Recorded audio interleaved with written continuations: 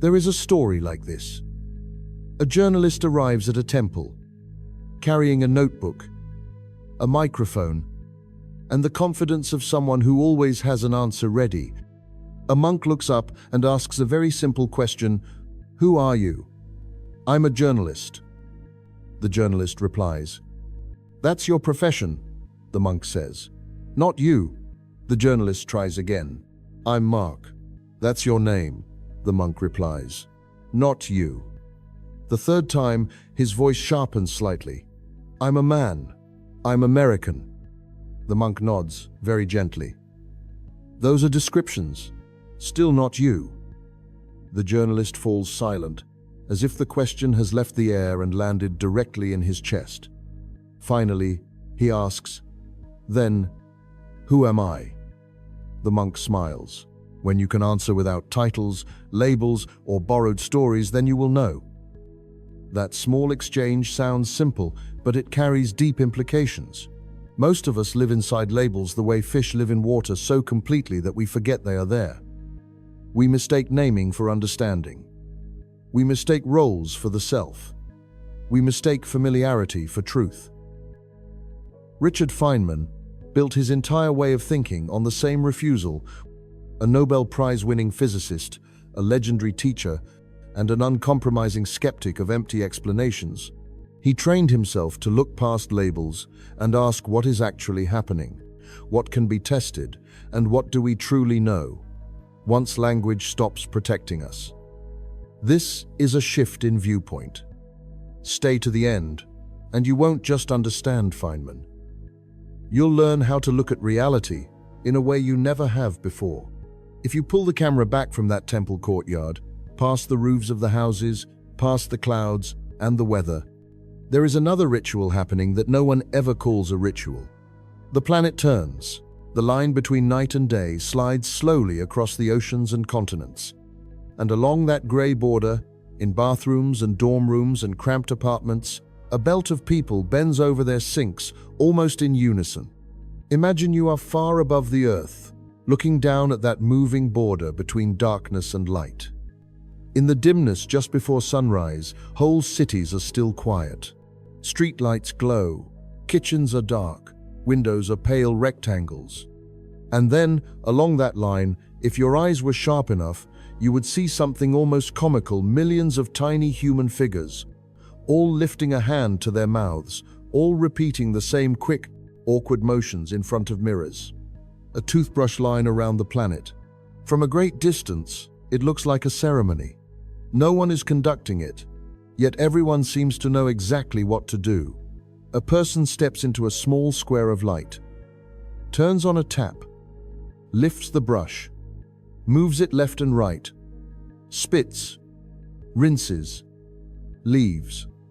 There is no drum, no priest, no chorus, only a habit drilled so deeply that most mornings it does not even feel like a choice. They do it because their parents did it, because a dentist once said so, because an advertisement showed bright teeth and confident smiles. If you ask for proof, many people will say something about plaque, or cavities, or bacteria. But they will not be speaking from experiments of their own. They will be repeating a story. This is the part that fascinated Richard Feynman. Not brushing teeth in particular, but the way human beings can move through life surrounded by inherited rituals and feel as if they are acting from understanding. He used to say that we laugh at people in old stories who believed in witches, but we do not see our own witches. We assume that because we no longer draw circles in the dirt or burn herbs under the moon, we have escaped superstition. In his view, superstition simply changed its clothing. Think about how easy it is to live inside one of those stories. A friend tells you that a certain supplement will make you sleep better. An article claims that holding your phone in a particular way will protect you from invisible radiation. A charismatic speaker insists that a new productivity method will transform your life if you follow it for exactly a certain number of days. None of these people are wicked. Most of them are sincerely trying to help. But the structure is the same as the old spells: specific actions, repeated with faith, rarely examined with carefully designed doubt. Now tilt the planet again, just a little, and look not at bathrooms but at bedrooms. In the early dark, before alarms ring in every time zone, there is a second belt around the world, this one made of light. Screens wake up one by one. A person rolls over, reaches for a rectangle of glass, and their face is suddenly washed in a dim blue glow. Timelines scroll. Notifications are checked. Fingers move in the same tiny flicking motion again and again. If you viewed it from orbit, it would look like a halo of restless fireflies clinging to the night side of the globe. From the outside, it is hard to tell the difference between a ritual of hygiene and a ritual of attention. In both cases, millions of people perform the same sequence of gestures every day, mostly without thinking about it. The question Feynman would ask is not, is this good or bad? It is simpler and sharper. How do you know what this is actually doing to you? Not what the advertisement says, not what your friend insists, not what an authority promises. What evidence could you personally gather? There is a story at the heart of modern physics that looks, at first glance, like just another odd ceremony. On May 29, 1919, a group of astronomers sailed to places most of their colleagues would never see in person: the island of Principe off the coast of Africa and the town of Sobral in Brazil. They dragged heavy telescopes through heat and mud, argued with local officials, worried about clouds. Their plan was to stand under a darkened sky during a total solar eclipse and take pictures of stars that would usually be invisible in daylight. If you did not know the background, it would resemble some mysterious priesthood waiting for a sign. But the point of that journey was the exact opposite of ordinary ritual. They were not there to confirm a story they already loved. They were there to give the universe a chance to say no. For years, Einstein had claimed that gravity is not a force pulling on objects, but a bending of space and time themselves. If he was right, then starlight passing close to the sun should be deflected by a precise amount, and the apparent positions of those stars on photographic plates taken during the eclipse should shift by a tiny, measurable angle. If he was wrong, then all the elegant mathematics, all the praise, all the excitement about a new theory of space and time would collapse in a few minutes of moonlit darkness. On that day, the clouds almost ruined everything. The sky over Principe was thick and uncooperative. The minutes of totality arrived, and the sun turned into a black disk ringed with fragile fire. The astronomers worked in a narrow corridor of possibility, taking plate after plate, hoping that enough stars would pierce the cloud cover to be useful. Later, in quiet rooms far from those islands, other scientists compared those eclipse photographs with reference plates taken when the sun was elsewhere in the sky. The stars had moved, just as Einstein had said they would. A strange new description of reality had survived its first serious attempt at destruction. From the outside, the journey to Principe and the daily march to the bathroom mirror can both look like human beings following instructions. Carry this instrument. Point it here. Wait for the right alignment. From the inside, they are completely different kinds of acts. The toothbrush ritual is rarely designed to be questioned. If someone brushes faithfully for a decade and their teeth still decay, they usually blame themselves, not the story. The eclipse expedition was built so that if the data had refused to match the theory would have had to bend, not the world. The participants understood that they might spend years of effort only to have their favorite idea shattered by a few lines scratched on a glass plate. That surrender to what the world actually does is the hard core of Feynman's way of seeing. Most of us do not organize expeditions to faraway islands to test our beliefs. We live in something much messier, the churn of contemporary life, where stories about health, success, and meaning wash over us with every swipe. Open a social app, and you will find a new diet, promising to reset your body in a handful of days.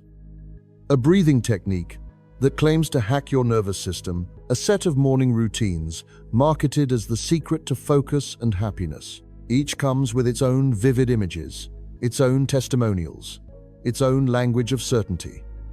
Very few come with carefully controlled trials or willingness to publish negative results. If you watch yourself honestly, you may notice how quickly your body and mind can be captured by these mini-cults. A video makes you anxious about hidden toxins, and suddenly you are throwing away half the products in your house. An influencer explains a supplement stack in confident, scientific-sounding words, and suddenly your kitchen counter is a forest of bottles. A productivity thread insists that waking at a particular hour will transform your life, and suddenly you feel like a failure if your alarm is not set to match. These are not rituals in the old sense of invoking spirits, but they function in a similar way. They give shape to fear and hope.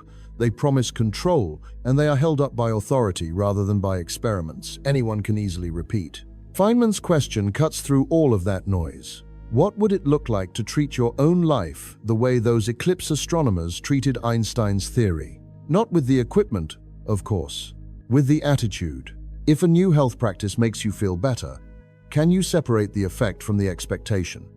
If a technique for studying or working seems to help, can you test it against a period when you do not use it, or compare it with a simpler alternative? If a piece of advice spreads rapidly, can you trace it back to where it came from and see whether it rests on measurements or on vibes? It sounds exhausting. And if you tried to apply that level of scrutiny to every single action, it would be. Feynman was not asking for that. He was pointing out something subtler, that human beings have a powerful tendency to grant some beliefs immunity from questioning. There are regions of thought where doubt is welcome, and regions where it feels like betrayal. Old villagers believed that doubting the existence of witches might anger them. Modern citizens believe that doubting certain social habits might mark them as strange, ungrateful, or disloyal. The content of the taboo changes. The feeling of taboo remains. To make that tendency visible, Feynman liked to play a simple game. You pretend you are not from here. You pretend you are a visitor from another planet, dropping into human life for the first time. You know what objects are. You know what cause and effect are, but you have no idea which gestures are sacred and which are practical. You watch people standing over sinks with bristled sticks in their mouths. You watch them staring into glowing rectangles, eyes flickering left and right. You watch them gather in rooms to chant phrases together while facing a person raised on a platform. You write all of this in a notebook, without the words that insiders use, only shapes and patterns and timing. From that vantage point, nothing is automatically reasonable just because it is common. Toothbrushing becomes a sequence of small, circular motions applied to a soft white material enclosed in bone. Phone scrolling becomes repeated tactile contact with a smooth surface that triggers emotional reactions in the observer. Going to the office becomes a daily migration into boxes of air stacked above each other, where people press their fingers on symbols and occasionally speak out loud at scheduled times. The point of this imagination is not to mock any of it. The point is to notice that most of us spend our days inside behaviors that we very rarely examine as if we were outsiders. If you could watch a day of your own life as a silent documentary, edited by someone who did not know your language or your culture, what would it show? A figure lying in a horizontal position for many hours, then being jolted awake by a repetitive sound. A hurried visit to a tiled room with a stream of water and a porcelain bowl. A sequence of smaller rituals, rubbing scented chemicals on the skin, changing pieces of cloth, ingesting a dark liquid. Then hours of interaction with the glowing rectangle, punctuated by walks between large structures made of concrete and glass. At intervals, the figure stares at other figures while exchanging rhythmic mouth sounds, and objects made of paper or plastic change hands. Late in the day, more chemicals are ingested, more rectangles glow, more horizontal time. From the inside, each of those actions is wrapped in meaning. Coffee is not just a brown drink. It is alertness, comfort, identity. A meeting is not just a scheduled exchange. It is career, status, fear. A notification is not just a sound. It is hope or dread.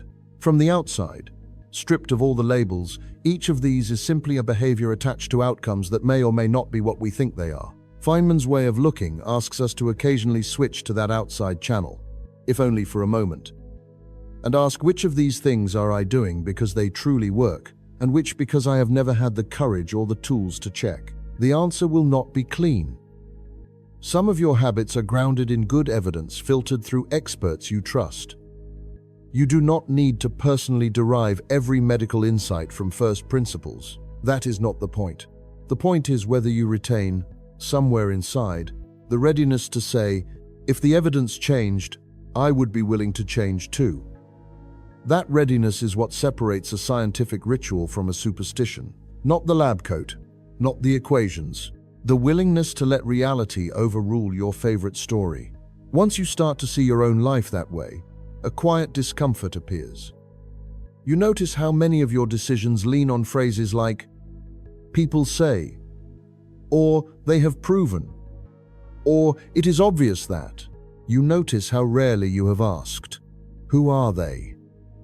You notice too how much comfort there is in belonging to the toothbrush line, the blue screen belt, the tribe that shares a particular pattern of doing. To step even a little aside from that line is to feel a kind of cold air on your skin. You have to choose which discomfort you prefer. The discomfort of doubt, or the discomfort of living by spells you do not really understand. This is the first cut Feynman asks us to accept.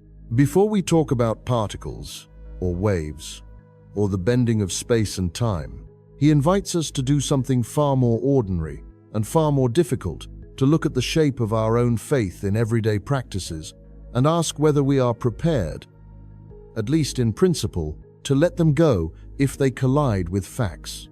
The toothbrush line around the earth is not wrong.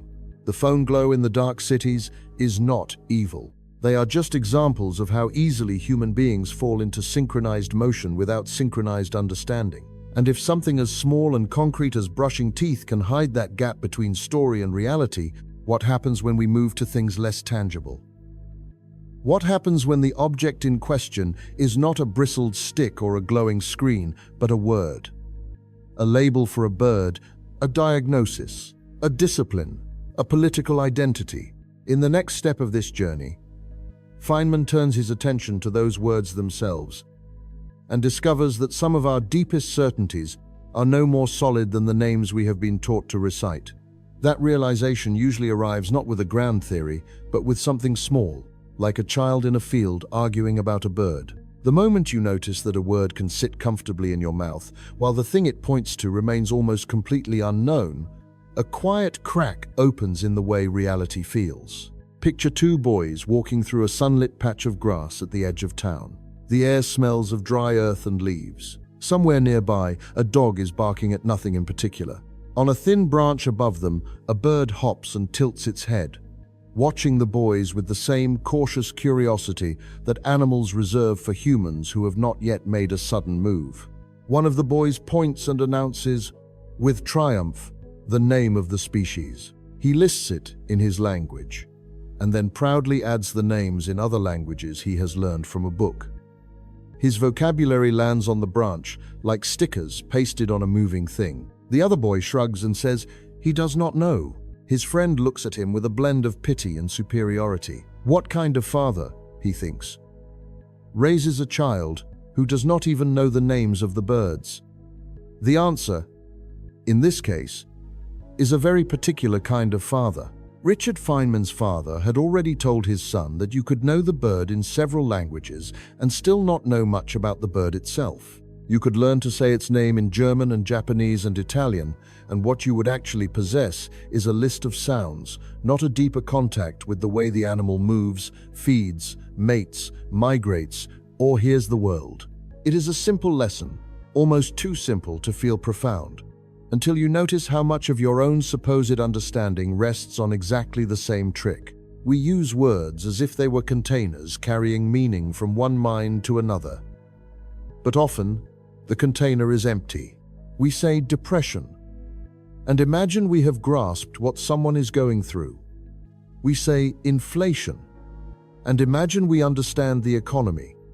We say dark matter, and feel as if we are in the same room as the cosmologists. The mouth moves, the mind relaxes. The actual phenomenon remains stubbornly untouched. This is not an argument against language. Feynman loved language. He loved jokes and stories and the music of a good explanation. What he distrusted was the quiet slide from naming to knowing, the moment when a label arrives and curiosity packs its bags. A child points at the sky and asks what that bright dot is. An adult says, "That is a planet." And the conversation often ends there. But what has been transferred? A sound, a category, almost nothing about orbital mechanics, composition, history, or the way that objects' gravity is shaping the entire architecture of the local system. The word feels like an answer. It is really just a tag. You can see this most clearly in situations where words pile up faster than anyone's grasp of the underlying reality. Think of medicine as most people encounter it today. A person feels unwell. At night, lit by the same cold glow that illuminates social feeds, they begin to search. Soon, they are surrounded by terms: autoimmune, serotonin, synapse, inflammation, microbiome.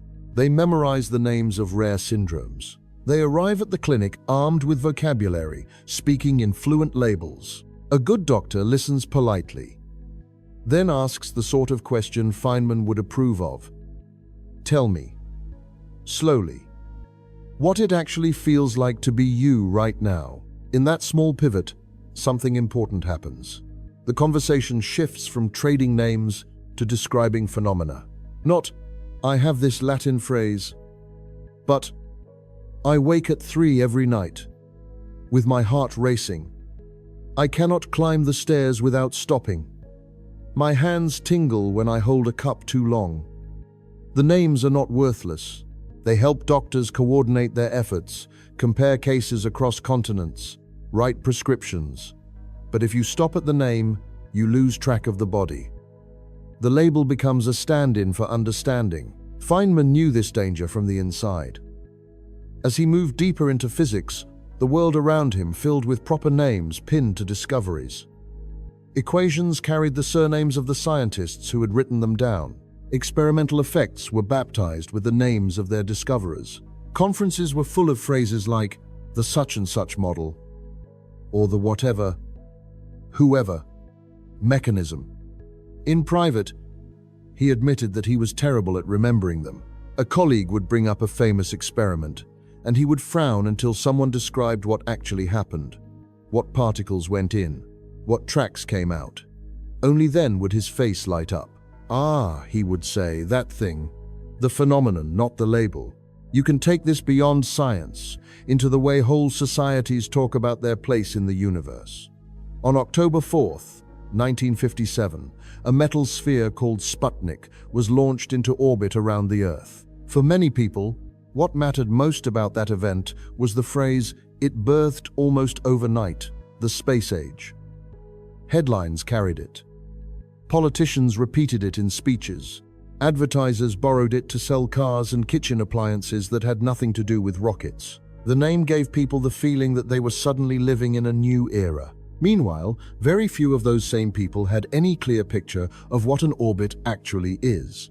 They might say, it goes around the Earth, but so does the Moon, and the Moon does not fall. Sputnik was not held up by invisible cables in the sky. It was falling all the time, pulled by gravity just as a dropped stone is, but its sideways speed was so great that the curve of its fall matched the curve of the planet's surface. It was endlessly missing the ground. That is the kind of explanation Feynman cared about, one that connects words to the way things behave, not one that simply redecorates your sense of importance with new terminology. Once you start tuning your ear for this gap between label and reality, you hear it everywhere. In conversations about technology, people toss around expressions like artificial intelligence, deep learning, neural network. Each phrase has a history and a precise technical meaning for specialists. In everyday speech, though, they become charms. Say, artificial intelligence, and some listeners imagine a conscious mind in a machine. Say, neural network, and they picture a digital brain. The actual systems involved may be nothing more than layered patterns of weighted sums and non-linear activations tuned to detect structure in data. That description is less glamorous, but it is closer to the machinery. Feynman liked to test the solidity of his own understanding with a simple internal challenge. If he could not explain something to a young student in plain language, he suspected that he did not really understand it. Not because young people are simple, but because their questions are unforgiving. They do not care about prestige or long names. They care whether the explanation lets them picture something, whether it makes predictions they can check. If a theory cannot survive that stripping away of ceremonial vocabulary, it might be more costume than content. There is a delicate balance here. Words do matter. If you are trying to do subtle work, you eventually need technical terms to keep track of fine distinctions. A scriptwriter needs the word subtext to talk about how dialogue carries layered meaning. A composer needs the word timbre to talk about the character of a sound. A biologist needs the word ribosome to talk about the machinery inside cells. The problem is not with creating labels. The problem is with forgetting that they are labels. To feel the difference, imagine two more scenes. In the first, a film student has memorized 100 names of camera moves and editing techniques.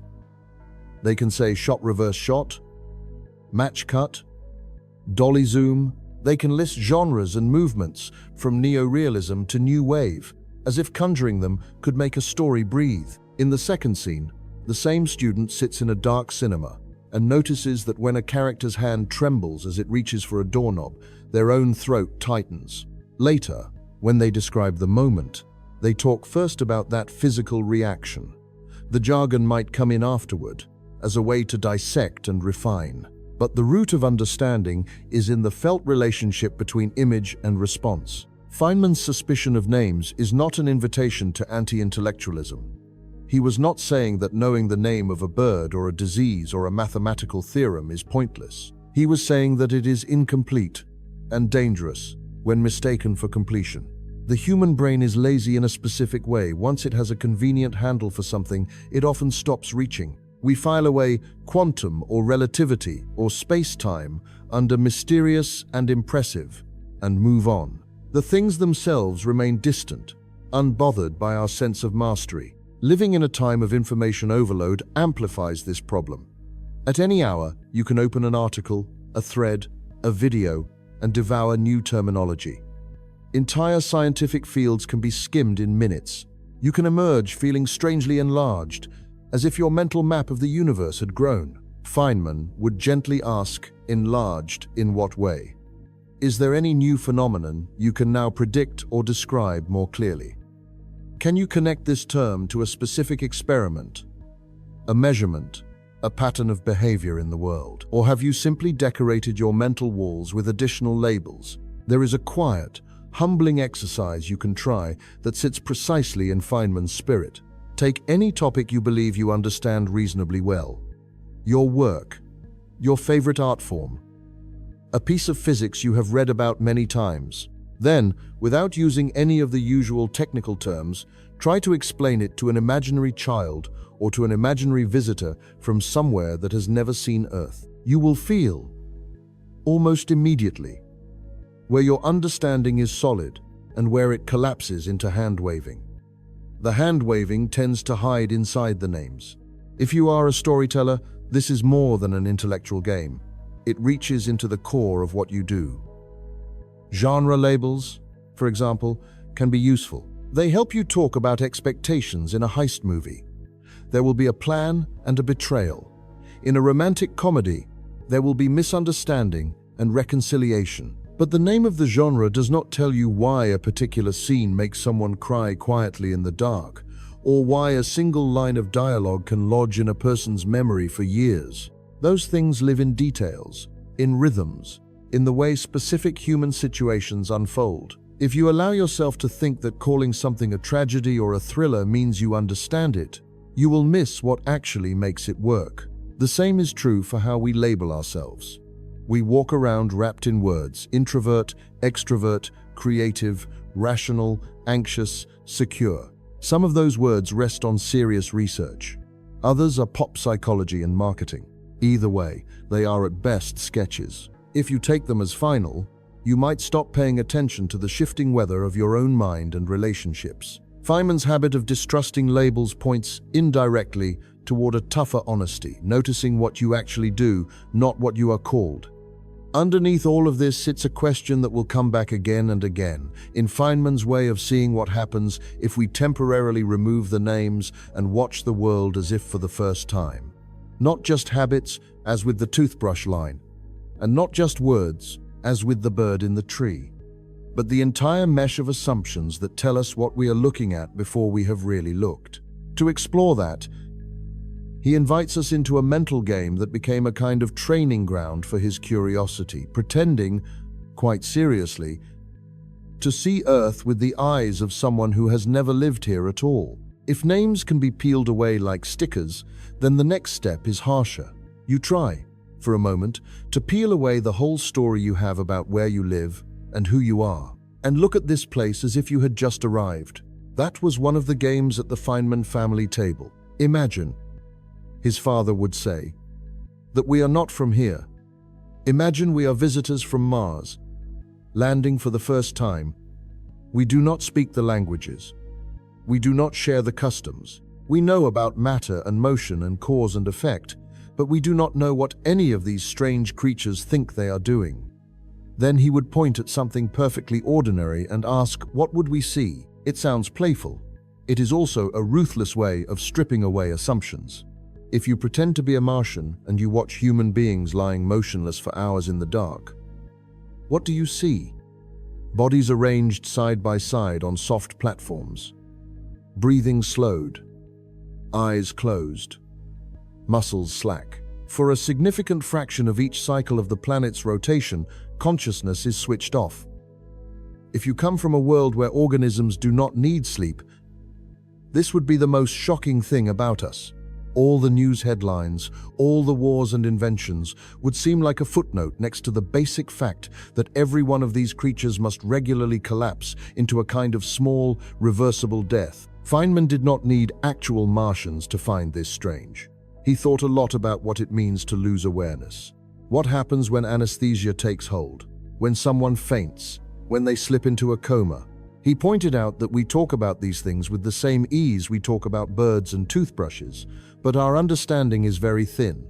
We know some of the chemistry, some of the electrical signatures in the brain. The experience itself, the way subjectivity can be present one moment and absent the next, is as puzzling as ever. The Martian thought experiment makes that puzzling again. It does not let you hide behind words. Now move your Martian observer forward in time, into our century, and give them a vantage point in a city apartment. They peer in through the window at night and see a glowing rectangle on a bedside table. A human rolls over, still half asleep, and reaches for it. For the next hour, their fingers trace the surface of this object. Occasionally their face tightens, or they laugh silently, or they stare with a slack, blank expression. From the outside, it looks like a ritual of private worship directed toward a small sheet of light. If your homeworld has no networks, no broadcasting, no digital media, you will have a very basic question. What passes through this glass that is so powerful it can change the muscles of the face and the chemistry of the blood? The human does not seem to be moving much. Their body is still, their surroundings are quiet. Yet the small changes in expression, the sudden jerks of attention, suggest that whole landscapes of feeling are being stirred by patterns they receive from somewhere far away. The Martian has no words for doom-scrolling or notifications. They just see a system sensitive to invisible signals. From there, the questions multiply. Why do so many humans begin their day with this ritual and end it the same way? Why is it easier to break a bone than to break this pattern? What happens if the rectangle is taken away? Some of the answers, of course, belong to psychology and economics and design. But the important thing, from Feynman's perspective, is the act of noticing, of making familiar behavior strange enough that you cannot glide over it with a label and move on. He loved that move because it is the engine of so many breakthroughs in physics. The heroes of his discipline were not just people who computed well. They were people who managed, somehow, to look at a situation that everyone else thought they understood and see it as if for the first time. James Clerk Maxwell imagined the lines of electric and magnetic force not as abstract quantities, but as if they were some kind of invisible substance filling space, pushing and pulling. Werner Heisenberg decided, quite aggressively, to talk only about quantities that could be measured, and to treat the rest of classical picture language as disposable. Albert Einstein looked at clocks and rulers and realized that the way we synchronize them is an active operation, not a neutral background. Each of them, in his own way, did the Martian exercise. You can look back at that eclipse in May of 1919 through the same lens. A conventional astronomer of the time might see a familiar ritual telescopes, plates, calculations. A Martian, hovering quietly above the island of Principe, would see a group of primates pointing long tubes at the sky during a brief period when their star's light is blocked. They are desperately trying to measure tiny shifts in the position of other stars, using fragile instruments that can be ruined by a passing cloud. And they are doing this in order to decide which of two mathematical stories about gravity is closer to the way the universe truly behaves. From the Martian view, the remarkable part is not just the cleverness of the setup. It is that these creatures have found a way to make their deepest assumptions vulnerable to a distant flicker of starlight. They are willing to say, if those dots on the glass plates are in one pattern, we keep one story. If they are in another, we abandon it, no matter how much we liked it. That willingness looks almost alien. The Martian thought experiment is not unique to scientists. Artists do something very similar.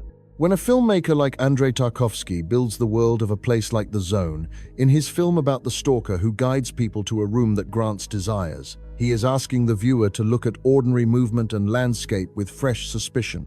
The way a glass tips over, the way water drips, the way three men sit in a railway car, everything is charged. When Denis Villeneuve shows us a linguist entering the misty interior of an alien craft in his film about Arrival, the camera lingers on the routines around that encounter, the hazmat suits, the writing on boards, the repeated questions. The aliens are strange, but so are the humans, seen from the right angle. Feynman's Martian is a cousin of those cinematic eyes.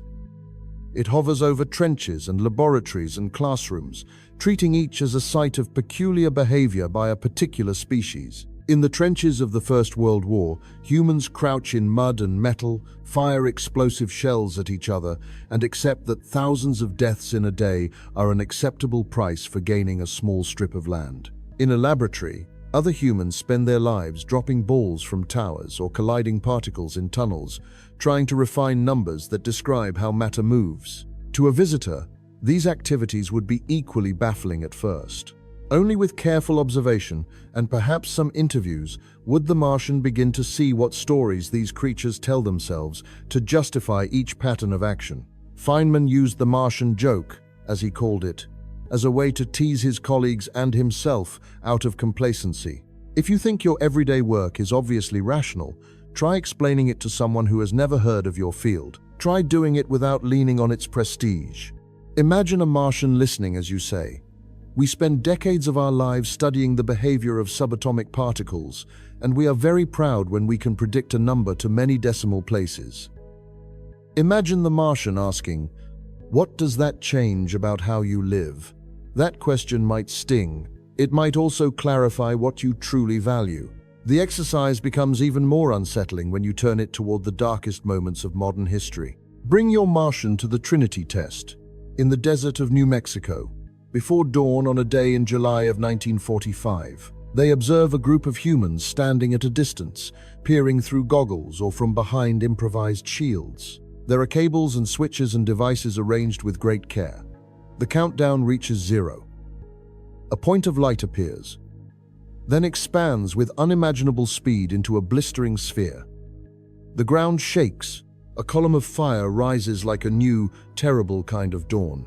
The Martian notes that this is not a natural volcano or lightning strike. It is an artificial disturbance, created deliberately. The energy released comes from rearranging the nuclei of atoms that make up ordinary matter. The observers know this. Some of them have spent years calculating it. They also know, at least in outline, what will happen if devices like this are used over cities where millions of their kind live. Yet there is cheering, and there is silence, and there are people driving back to base making jokes and people sitting alone.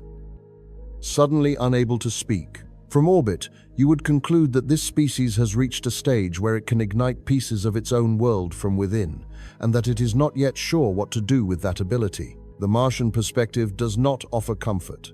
It strips away the narratives of patriotism and necessity and scientific triumph and leaves a more basic puzzle.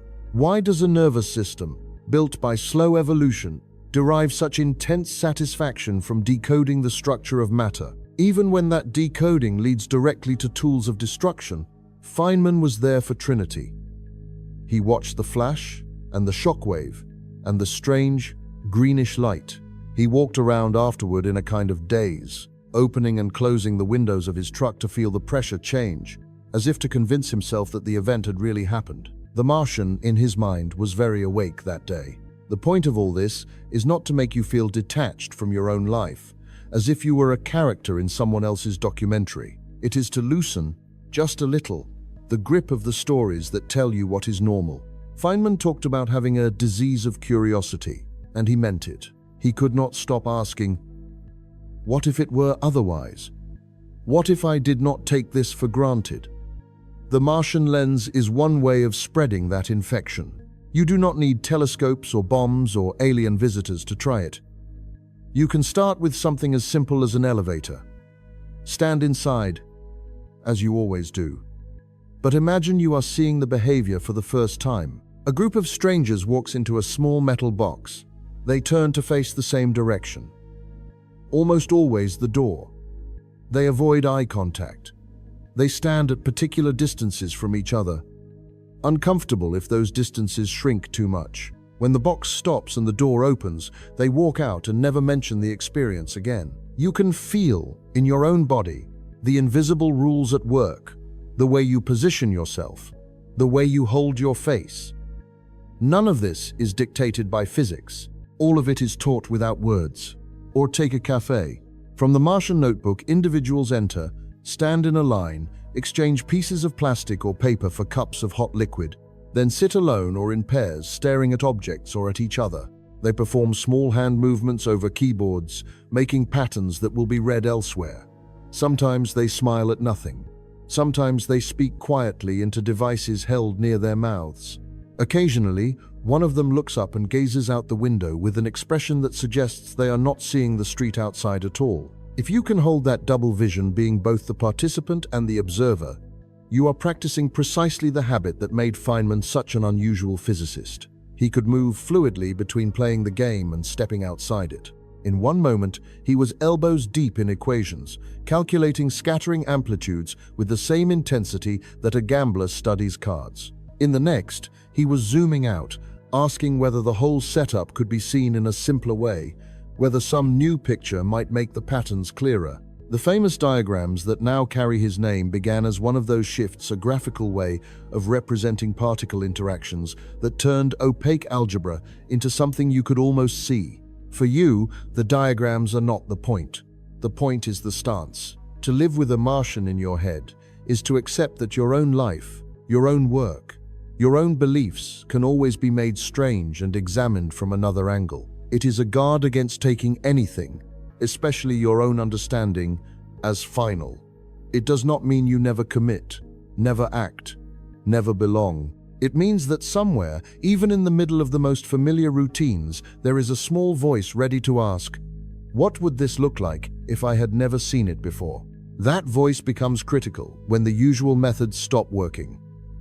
When the tools you inherited from teachers and textbooks no longer fit the problems in front of you. When you find yourself doing the intellectual equivalent of brushing your teeth every day with great diligence, yet the decay spreads underneath. At those moments, Feynman's way of seeing pushes in a new direction, not only to question habits and names, not only to imagine fresh eyes on the scene, but to recognize that sometimes you must go further and invent entirely new ways of thinking because the old ones have run out of road. There comes a point when even the Martian trick stops working. You can look at your habits from the outside, you can strip away names, and still you find yourself stuck in front of a problem that refuses to move. Feynman knew that feeling very early. As a boy, he liked to play with mathematics on his own, apart from school. He would take series and sums and fiddle with them until they revealed patterns. In one of those solitary explorations, he stumbled onto a sequence of numbers that helped approximate certain functions. Later, in a university library, he discovered that some mathematician from another century had already written them down and given them a name. The first reaction might have been disappointment. The world had gotten there first. For Feynman, it was something else, a sense that there really was a frontier between what had already been done and what had not, and that he could feel his way toward it just by thinking hard. He had a similar experience with a way of manipulating differential equations. He invented a method, used it happily, then discovered that an engineer named Heaviside had come up with the same trick decades before, and that it had a label operational calculus. Again, the point was not pride or wounded originality. It was a map. Feynman was slowly learning what it feels like to push right up against the edge of existing methods. On one side, you are redoing history. On the other, you are somewhere that no one has charted yet. That edge became very real when he met quantum electrodynamics as a young physicist. The theory described how light and matter interact. It had a noble pedigree. It had equations that could, in principle, describe an enormous range of phenomena, from the glow of atoms to the scattering of particles at high energy. But there was a problem tucked inside its heart. When you tried to calculate certain quantities with the usual tools, the answers would blow up to infinity. Not a very large number, not an inconvenient value. Infinity, as if the mathematics were mirroring back a kind of nonsense. Feynman read the standard treatments. The names on the spines were famous, the sort of people whose authority could easily lull a student into submission. One text in particular, written in spare, elegant prose, marched through the formalism and then, almost offhandedly, admitted near the end that something did not work. "Some new ideas are here needed," it said. That sentence lodged in Feynman's mind like a splinter. It was the opposite of the toothbrushing ritual. It did not hide the failure of the method. It announced it. Most people, faced with that kind of remark at the end of a difficult book, shrug and move on. The subject is hard, they tell themselves. The experts are working on it. Someone else will think of the new ideas. Feynman's reaction was more naive and more radical. If new ideas were needed, he would try to have some. He did not mean this as a boast. He meant it almost literally. He had internalized, from those teenage rediscoveries, that it was sometimes possible to reinvent part of the machinery with nothing more than pencil and paper and a stubborn streak. He began to clear mental space around the problem of how charged particles interact with light. He stopped trusting the standard methods just because they were standard. He started drawing little pictures. Those pictures became what we now call Feynman diagrams, but when he began sketching them, they were simply a private language. Lines representing particles, wiggly lines for photons, points where they met, time flowing in one direction, space in another. Complex, abstract integrals were transformed into a kind of story you could see, where an electron emits a photon here and absorbs one there, where two particles exchange a quantum of light and depart with altered momenta. Underneath, the mathematics was still there. The diagrams did not replace equations, they reorganized them. The deeper change was not the graphics, it was the willingness to walk away from a whole style of thinking when it failed to deliver. Many of Feynman's colleagues were still piling fixes onto the old methods, adjusting, renormalizing, taming infinities by brute force. It was like adding epicycles to the old Ptolemaic model of the cosmos, the one that kept the Earth at the center and accounted for the strange loops of planets in the sky by layering circle upon circle. That machinery could be made to match observations with impressive accuracy, but at some point, the structure of the fix becomes a clue that the underlying picture is wrong. Feynman was not alone in sensing that. Other physicists, in other corners of the theory, were also building fresh tools. What sets his story apart is how clearly he saw the meta level, the moment when history stops repeating and you can no longer just extend the curves that your predecessors drew. He used to say that if a method has always worked in the past and suddenly fails, you are not only up against a technical puzzle, you are up against the limits of a way of thinking. That is where new ideas live. Years later, in the middle of the 1960s, the work that grew out of that decision was honored with a prize whose name everyone knows. By then, quantum electrodynamics could predict certain measurable quantities with astonishing precision.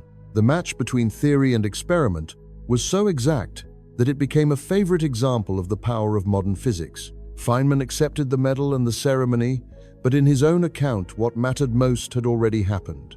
It was the period when the old tools had broken, when the book had confessed that it had no answers, and he had been forced to build a new ladder in the dark. If you pull that story out of the narrow world of particle physics, it becomes a more general pattern. In any field, there is a phase when learning the craft means copying what has worked before. You imitate the successful examples. You memorize formulas. You repeat structures that are known to produce acceptable results. A screenwriter learns the familiar beats: the setup, the inciting incident, the midpoint, the reversal, the climax. For a while, those patterns are liberating. They give shape to chaos. Then, if you keep going, you encounter a project that refuses to fit. You arrange the story according to the rules, and it lies there, technically correct and completely dead. Every adjustment feels like adding another epicycle. You can spend years tweaking. Or you can do something more frightening. Admit that, for this particular problem, the method itself has failed.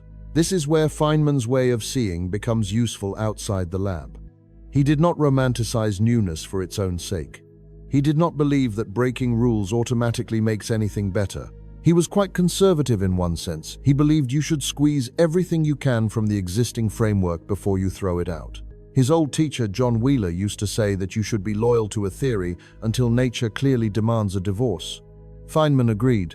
There is no honor in abandoning a tool just because it is difficult to use. But he was equally clear that once a method has been tested honestly and found wanting, you have to let it go. Clinging to it becomes a form of self-deception. That is where the Martian voice returns. Imagine explaining to a visitor from elsewhere why you are repeating the same kind of experiment, or writing the same kind of scene, or pursuing the same management strategy, even though all of your own data show that it does not work. The visitor tilts their head and asks, "Why do you keep doing that?" If your only answer is, "Because we have always done it this way," you are practicing ritual, not inquiry. One of the most public moments when Feynman sided with the data against the method was not in pure science at all. It was after a launch day in late January of the mid-1980s, when a space shuttle broke apart shortly after liftoff, and the entire world watched as a dream of routine spaceflight turned into debris falling into the sea. Feynman was invited to join the commission that investigated what had gone wrong. In the hearings, there were charts and reports and confident statements from managers. There were also engineers who had been worried for a long time about the way certain rubber rings in the rocket boosters behaved in cold weather. The technical language was thick. The organizational habits of a large agency had built up over years. Inside that hall, something like the toothbrush ritual was at work, an institutional way of doing things that had become invisible to the people performing it. Feynman chose to cut through it in the most direct way he could think of. He took a piece of the material in question, the rubber O-ring, and during a televised session he clamped it in a simple device, dunked it into a glass of iced water, and left it there while others spoke. When he pulled it out and released the clamp, it did not spring back immediately. It stayed deformed. The implication was plain. At the temperatures present on the morning of the launch, those seals would not behave the way the design assumed. No amount of reassuring graphs could erase that little demonstration. It was, in miniature, the same attitude he had brought to quantum electrodynamics. If the method you use to judge safety is based on bureaucratic comfort rather than on the behavior of materials, then the method is wrong. No authority, no chain of command can make it right. The rubber either rebounds in time to maintain a seal, or it does not. Reality does not care about your procedures. There is a quiet brutality in that stance. It does not leave much room for wishful thinking.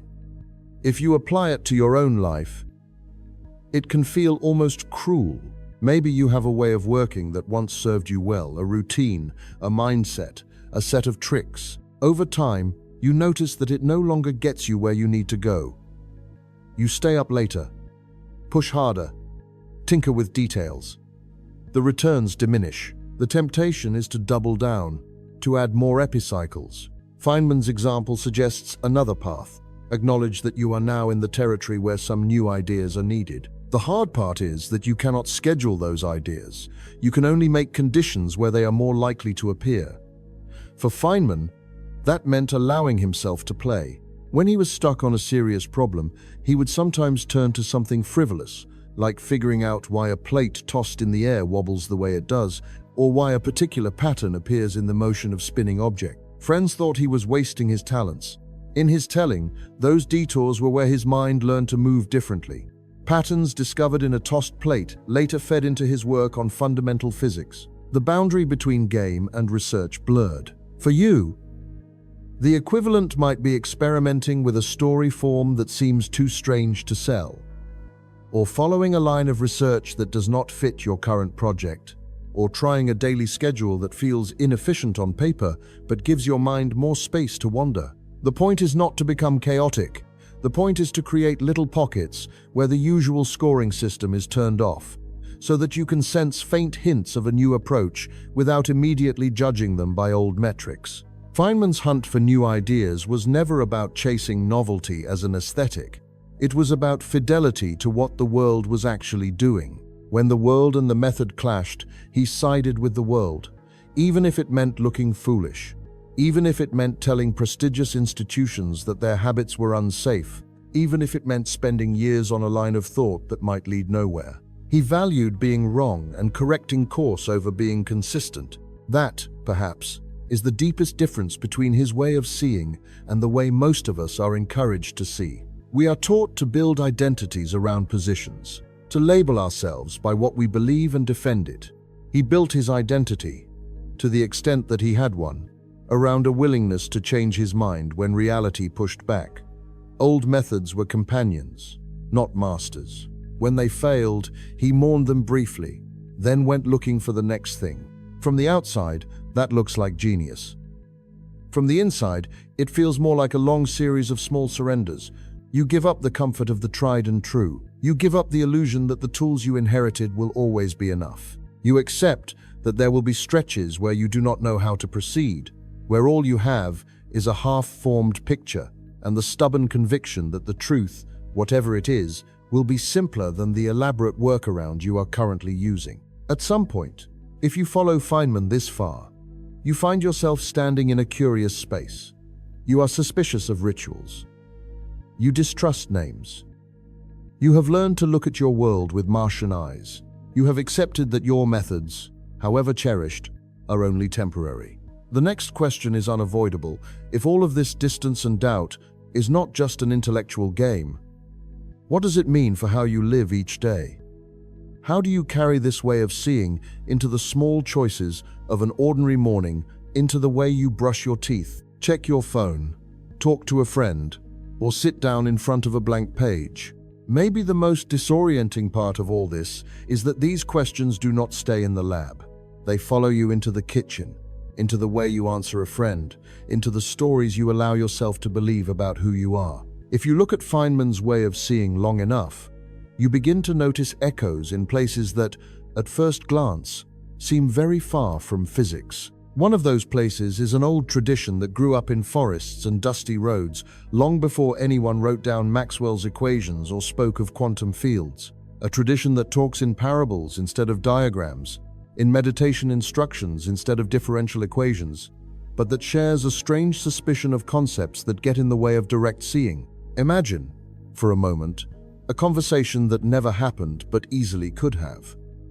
On one side of a plain wooden table sits a monk from an early Buddhist community, robes faded from years of dust and rain. On the other side sits Feynman, still young enough to be restless, still old enough to have seen what knowledge can do when it is wired into bombs. Between them, there is a bowl of fruit, a glass of water, and a silence that does not feel awkward. Both men have spent their lives staring into patterns. Both have learned, in different languages, that the mind loves to mistake its own stories for reality. The monk breaks the silence with something simple. He picks up a finger and points toward the moon rising pale in the late afternoon sky. Then he lowers his hand and says, very quietly, that the finger is not the moon. The phrase is old. In Buddhist teaching, it appears again and again. Do not confuse the gesture toward truth with the truth itself.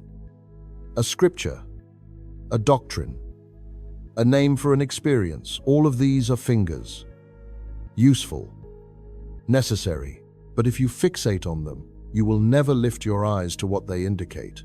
You can hear Feynman's father in that, the man who told his son that knowing the bird's name in many languages did not tell you how it behaves, where it nests, what it eats, how its heart beats faster when a hawk passes overhead. The bird is the moon, the name is the finger. The warning is the same. Concepts are helpful only as long as they remain transparent. Once they become opaque and self-important, they trap you. Buddhism has a long history of puncturing that inflation. There is a discourse, preserved from gatherings more than 2,000 years ago, where villagers ask the Buddha what to do when teachers contradict one another. One holy man comes through town and says this practice is essential. Another comes through and insists that the opposite is true. The people are confused. Whom should they believe? The Buddha's reply has become famous among those who care about how humans know anything at all. Do not accept a teaching, he says, merely because it is ancient, because it is widely repeated, because it is recorded in scripture, because it was spoken by someone you revere, or because it fits your habits. Test it. Notice whether following it reduces greed, hatred, and delusion in your own mind. If it does, keep going. If it feeds those poisons, let it go. You can almost see Feynman nodding. Replace greed, hatred, and delusion with more neutral words, and you have his scientific ethic. Do not take an equation as true because it is elegant, or because a famous physicist wrote it down, or because your colleagues love it. Ask whether it predicts something, whether that prediction survives confrontation with experiment, whether it keeps you honest or tempts you to fudge. In both cases, the authority that matters in the end is not a person or a book. It is what the world does when you touch it. There is another point where their lines cross. Both insist, again and again, on the importance of not pretending to know what you do not know. Feynman said that the easiest person to fool is yourself, and that the difference between science and other forms of belief is that scientists are willing to live with not knowing. The Buddha described questions he refused to answer, even when pressed by followers hungry for metaphysical closure. Is the universe eternal or not eternal? Is the soul identical with the body or separate? He would not commit. He compared such speculation to a man shot with a poisoned arrow who refuses treatment until he knows the name, caste, and village of the archer. You can chase those answers forever and die with the arrow still in your flesh. For Feynman, the arrow was misplaced curiosity. The tendency to ask questions that sound deep but have no clear path to observation. He did not deny that there might be answers. He simply doubted that human beings had any reliable way to get to them. There is a humility in that stance, which feels very close to what early Buddhist texts call not clinging to views. You can hold a hypothesis lightly, use it, refine it, even trust it provisionally. But you do not fuse your identity to it. If new evidence arrives, you open your hand, they part ways, very clearly, when it comes to what counts as evidence. The monk on the imagined bench is not interested in scattering amplitudes or spectral lines. His experiments take place in the laboratory of attention. How does the mind react? When it is insulted, when it is praised, when it watches its own breathing for hours. He is testing whether certain practices lead to less suffering, more clarity, less compulsion. Feynman is not trying to end suffering. He is trying to describe how nature behaves. When he sits at his desk, his attention is on graphs, instruments, and the stubbornness of electrons. Yet even here, at the very point of divergence, there is a shared shape.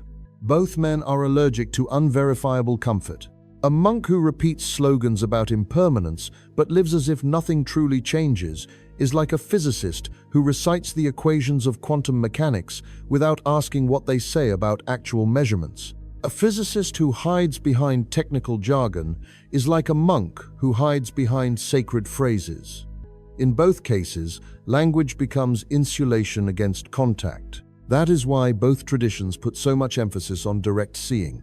In one, you sit quietly and watch sensations arise and vanish in the body, noticing how quickly the mind builds stories around them. In the other, you build devices that extend your senses, telescopes that gather ancient light, detectors that register particles you will never see, plates of photographic emulsion that trap the path of a fleeting muon. In both, the crucial move is to distrust what you already believe, just enough to listen to the data. Whether that data is a pattern of clicks in a counter or a surge of anger when someone contradicts you. The modern world has taken small pieces of each and turned them into commodities. On one side, you have mindfulness apps and corporate retreats that promise a calmer nervous system, stripped of the ethical framework and existential urgency of the original teachings. On the other, you have pop science that throws around words like quantum and entropy as if they were charms that could bless any argument with seriousness. You can scroll through both in a single afternoon, sipping coffee while your attention ricochets between guided breathing and dramatic animations of black holes. Feynman would have been skeptical of both kinds of packaging. He would have asked, as always, what really changes if you adopt this practice? Or that belief? Does meditating for 10 minutes a day merely make you more efficient at chasing the same old goals? Or does it change your relationship to craving itself? Does invoking quantum principles in a conversation about self-help actually connect to the structure of the theory? Or is it just a new finger pointing vaguely toward the same old moon of mystery? The Buddha, for his part, might have looked at some of Feynman's colleagues with equal suspicion. He might have asked whether the pursuit of ever more precise measurements, ever more refined models of matter, is actually reducing ignorance about the causes of suffering, or whether it sometimes serves as a distraction, not because the work is wrong, but because any human effort can turn into a way of not looking at what hurts. Between these critiques, there is a narrow, interesting space.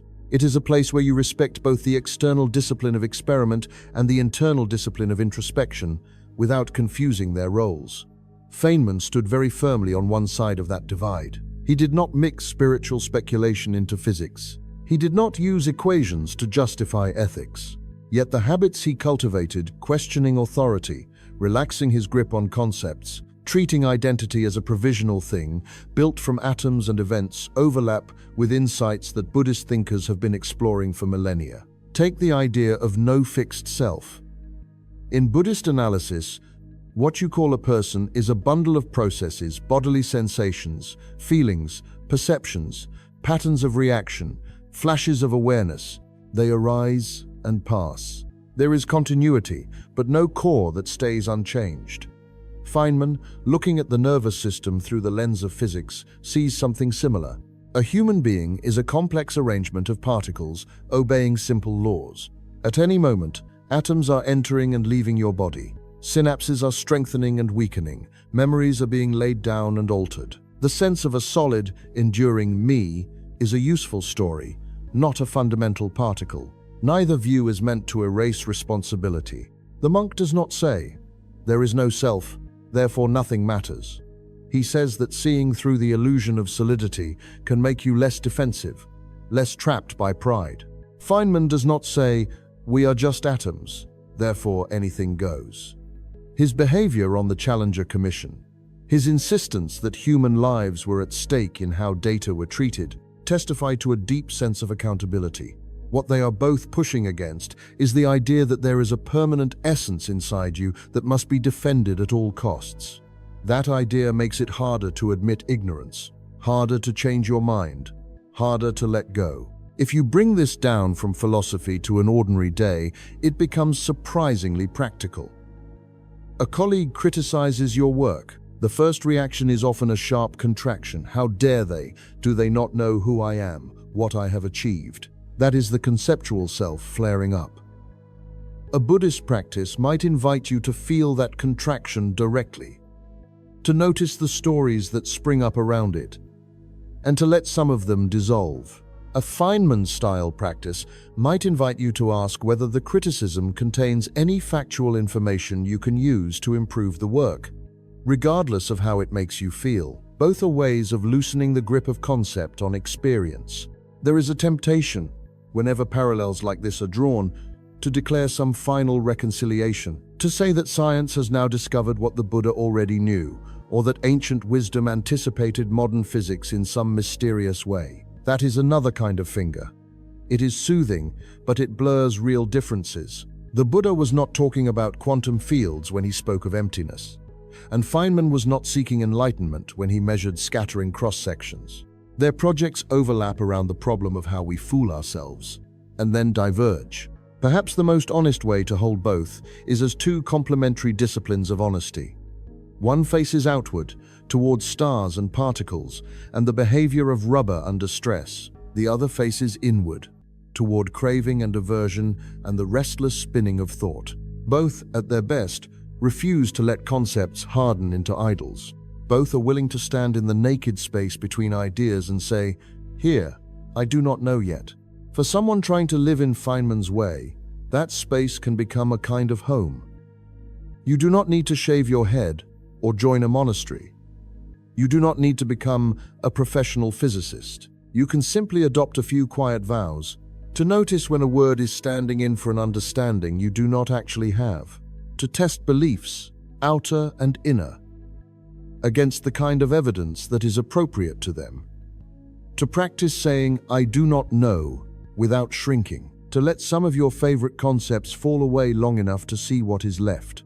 In that sense, Feynman and the Buddha meet not in an argument about what the universe is, but in an attitude toward whatever it turns out to be.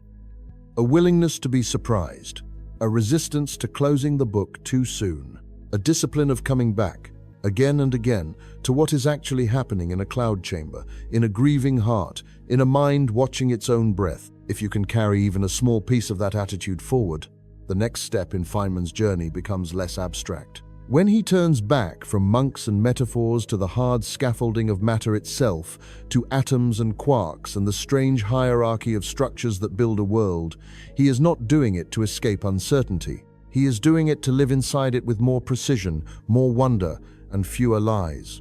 It is almost funny that after all the talk about concepts and stories, the path back to honesty runs straight through something as plain as a grain of dust. Strip away the labels on your career, your beliefs, even your name, and you are still made of something. Feynman loved starting there, not because it is comforting, but because the closer you look, the stranger that solidness becomes. He once compared the universe to a game of chess observed by someone who does not know the rules. You watch a while and you notice patterns. Bishops always move diagonally, rooks in straight lines. Knights do that odd little leap. After a long time, you begin to predict fairly well what pieces can and cannot do. But you still do not know every rule. Castling surprises you. Promotions surprise you. There might be hidden rules you have never seen because they only arise in rare positions. Physics, in Feynman's view, is like that. We have watched the pieces of nature move for a long time. We have written down many of the rules. But the game itself remains larger than our knowledge of it. If you rewind a couple of centuries, the first clear rules about matter at the tiniest scale belong to a quiet, persistent schoolteacher named John Dalton. Early in the 19th century, he proposed that all substances are made from small, indivisible units called atoms, that each element has its own kind of atom, and that chemical reactions are combinations and rearrangements of these units, rather than transformations of one kind of stuff into another.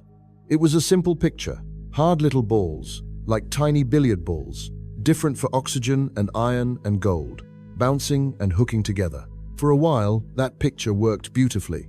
It made sense of the way gases mix, the way proportions in chemical reactions are so regular, the way pressure and temperature hang together. You could hold a piece of metal in your hand and imagine it as a tight lattice of identical spheres. The world felt, if not fully understood, at least neatly composed. Then came the gold foil experiment in the early 1900s. Ernest Rutherford and his colleagues fired alpha particles, bits of matter spit out by radioactive elements, at a thin sheet of gold. According to the billiard ball atom, those charged particles should have plowed through with only small deflections. Instead, every now and then, one would bounce almost straight back. It was as if you fired a cannonball at a paper screen, and sometimes it returned as though it had hit a wall. The only way to make sense of this was to admit that the atom was mostly empty space, with almost all its mass concentrated in a tiny, dense nucleus. That was the first crack. The atom, once named indivisible, now had a visible inside. Niels Bohr added another layer. With electrons in quantized orbits like planets around a sun, allowed certain radii and forbidden others. The picture shifted again. The neat billiard balls turned into miniature solar systems. Then further experiments showed that even this was too literal. Electrons behaved like waves and particles, spreading out and clicking in counters, jumping in ways that refused to fit into the old geometries. By the time Feynman stepped into the scene, the atom had become less of an object and more of a complex pattern. He delighted in that. He liked to remind his audiences that if you removed empty space from inside the atoms that make up your body, your mass could fit into a volume much smaller than a dust speck. The solidity you feel when you push your hand against a table is not atoms touching like marbles. It is electric forces and quantum exclusion pushing back. Matter is a hierarchy of illusions that happen to work very reliably. To explore that hierarchy, experimentalists built machines that seemed like props from an improbable film. One of Feynman's favorites was the bubble chamber. Imagine a tank filled with a transparent liquid, heated to just below its boiling point and held under carefully controlled pressure. At the right moment, the pressure is dropped and the fluid enters a metastable state, ready to boil but not yet doing so. Then a charged particle streaks through.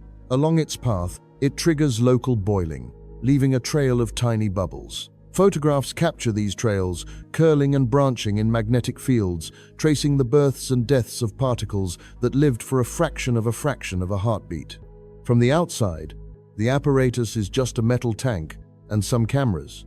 On the plates that come out, though, you can see the ghost handwriting of nature. A particle appears from nowhere, splits into two. One of the tracks curves more sharply than the other. A short stub ends suddenly where another begins. Physicists learn to read these marks as sentences. Here a pion decays into a muon and a neutrino. Here a kaon produces 3 pions. Feynman saw in those loops and spirals the visible echo of the invisible rules. The bubble chamber is not a window into a separate, magical realm. It is a lens on the same matter that makes up your bones, behaving in a way that your senses never evolved to notice.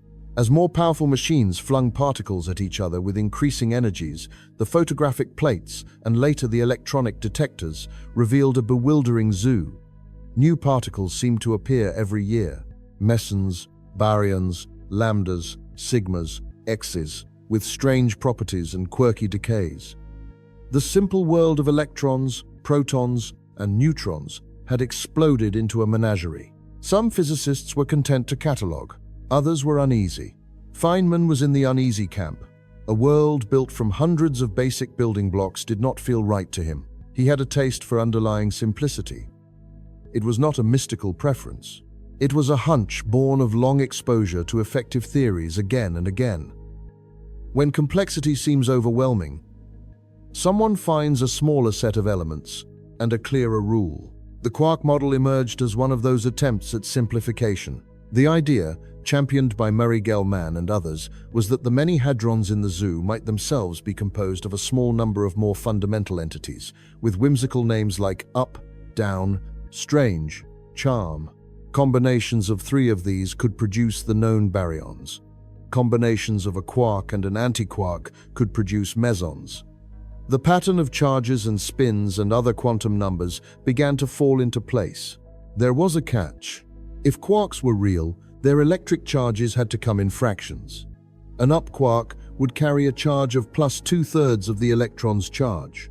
A down quark would carry minus 1/3, but no one had ever seen a particle with such a fractional charge. Every direct measurement produced whole multiples of the electron's value. It was as if someone had proposed that all the books in a library are made from pages that are not quite rectangular, even though no reader had ever handling a non-rectangular page. Feynman, characteristically, focused on what could be tested. He devised a way of looking inside the proton without cracking it open in the literal sense. By firing very energetic electrons at protons and measuring how they scattered, he realized you could infer how many small, point-like constituents were inside, and how they shared momentum. The results of those deep, inelastic scattering experiments at a laboratory in California showed that the electron was bouncing off something much smaller inside the proton, and that the patterns matched what you would expect if there were several such constituents behaving nearly independently. He called them partons at first, refusing to commit to any particular interpretation. Only later did the evidence line up enough that identifying them with quarks became reasonable. In that caution, there is a small lesson. Even when a model is elegant, even when it organizes chaos, Feynman did not want to jump too quickly from pattern to ontology. He was willing to say, for now, we can use this picture to predict what will happen in scattering, without needing to swear that the objects in the picture exist in the way billiard balls exist. From the point of view of someone standing in a kitchen, this whole hierarchy can feel abstract. Atoms, nuclei, quarks, gluons, fields, these are words linked to machines and experiments far away. Yet Feynman's way of describing them always tries to drag them back to something you can hold in your mind. When he talks about quarks confined inside hadrons by the strong interaction, he uses images like rubber bands that resist being stretched. Pull two quarks apart, and the energy stored in the field between them eventually becomes so large that it is cheaper for nature to create a new quark-antiquark pair than to let the band keep stretching. You never see a lone quark, the way you never see half a rubber band. You see new hadrons popping into existence. At the same time, he never lets you forget the provisional nature of this whole tower. Dalton's atoms were once thought indivisible. Rutherford's nucleus seemed like an endpoint until it, too, was cracked in accelerators. Quarks may or may not be the final layer. Even fields may be emergent from something deeper we have not yet imagined. The metaphor of the chess game is always there in the background. We have inferred some of the rules from the moves we have seen. There might be others that only appear in rare positions we have not yet reached. For Feynman, this layered picture did something important to the way he saw everyday life. When you look at a glass of water and think of its molecules jostling. When you look at a star and think of hydrogen nuclei fusing. When you touch your own skin and think of atoms sharing electrons, the world does not become less human. It becomes more textured. The solidity of the table is no longer a given. It is an arrangement, the result of deep agreements among underlying particles to behave according to simple rules. He liked to say that the rules themselves are not complicated. The equations that describe the interaction of light and matter, once written down in the right language, are compact. What is complicated is the way those rules play out when you have an enormous number of constituents. A few particles in a chamber produce crisp tracks. Avogadro's number of particles in a teacup give rise to turbulence, thermal fluctuations, and patterns of flow that can keep mathematicians busy for entire careers. The hierarchy from quarks to nuclei to atoms to molecules to cells to brains to cultures is not a pile of separate realms. It is one game, played on different scales. This view cuts both ways. On one hand, it can be humbling to realize that your thoughts and loves and fears are all, at some unimaginably fine grain, configurations of those same underlying pieces. On the other hand, Feynman saw in that continuity a kind of secular awe. That a law simple enough to describe how an electron moves in a magnetic field can also, through layer upon layer of interaction, give rise to a pianist playing Chopin or to a child looking up at the night sky and asking what a star is, seemed to him almost beyond belief. Notice the pattern again. He does not use this hierarchy to declare that higher levels are illusions. He does not say that because people are made of atoms, psychology or art or ethics are somehow fake. He says instead that each level has its own patterns, its own emergent rules. but that none of those levels can violate the basic physics underneath. A culture cannot decide to ignore conservation of energy. A neuron cannot choose to let an electron have a fraction of a charge that is not allowed. Within those constraints, though, the game is fantastically open. If you let that sink in, it changes how arguments about reductionism feel. When someone says, "You are nothing but atoms," the phrase carries a sneer. Feynman would probably say, "You are nothing but atoms." Arranged under these glorious, mysterious, simple laws, in such a way that you can think and love and build accelerators. The hierarchy does not flatten meaning, it places meaning in a larger context, all of which leads naturally to a question that Feynman wrestled with, and that anyone who follows him has to face. If the basic rules at the bottom are simple, and yet the world at the top is so wild and rich, what is the right way to think about complexity itself? How does reality stack those layers, from quarks, through chemistry and biology, to the level where two human beings can sit across a table and talk about the game they find themselves in? You can feel that question sitting quietly behind almost everything. If the ingredients are so plain, why is the meal so elaborate? Feynman liked to answer by going back to that imagined chess game. The rules a piece obeys are simple. The number of possible positions, once many pieces are on the board, is beyond what any mind can truly hold. The point is not that the rules are trivial. It is that there is no direct line from the simplicity at the bottom to the wildness at the top. You cannot look at the rule for how a knight moves and foresee a championship game. You cannot stare at the laws of motion and foresee a Bach fugue. He saw the universe in the same way. Take the basic interactions we know best: gravity, electromagnetism, the forces that hold nuclei together and allow them to fall apart. Write them in their compact, careful language. Even when the equations look intricate on the page, compared to the richness of what they generate, they are modest. What overwhelms us is not the rule itself, but the number of steps it has been applied, the number of entities playing at once, the way each simple act stacks on top of the last until you have a spiral galaxy, or a rainforest, or the nervous system of a frightened teenager. Think of a glass of water on a table. At one level, it is just water. At another, it is an uncountable number of molecules tumbling and colliding, each obeying the same basic relations between energy, momentum, and interaction. The equations that describe those relations do not know anything about waves lapping on a shoreline or about the way a single droplet can hang trembling from a fingertip before it falls. Those emerge when many simple behaviors pile up. You cannot assign the curl of a breaking wave to any single molecule. It belongs to the collective. Feynman found this both unsettling and beautiful. Unsettling, because it tells you that understanding the deepest rules does not grant you omniscience. Beautiful, because it means that the world has room to surprise you even when you know its grammar. He did not believe that complexity was a kind of magic layered on top of physics. He believed it was the natural consequence of letting those rules run on a vast stage for a very long time.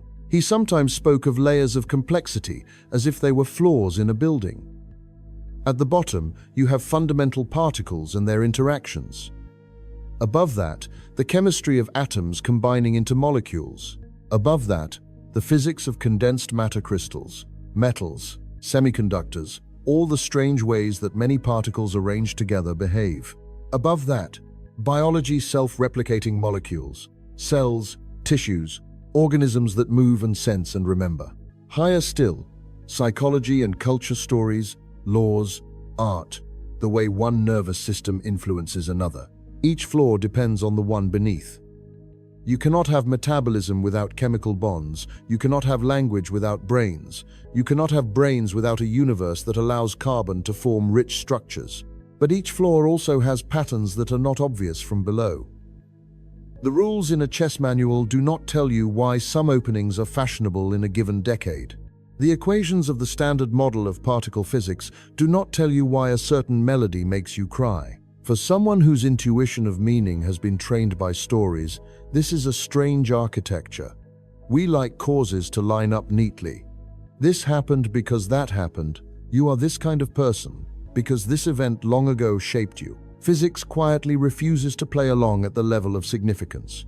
It says the things that matter to you most are not written explicitly in the low-level laws. They arise when matter organizes itself in particular, contingent ways. They can be studied and cherished and critiqued, but they are not stamped into the foundation. Feynman's own life gave him sharp examples of what happens when deep understanding meets emergent behavior. He knew the equations governing nuclear reactions. He had worked on them at Los Alamos, helping to calculate how much material was needed for a fission bomb to sustain a chain reaction, how the neutrons would propagate, what the shock wave would do. Those were problems of simple rules at the bottom.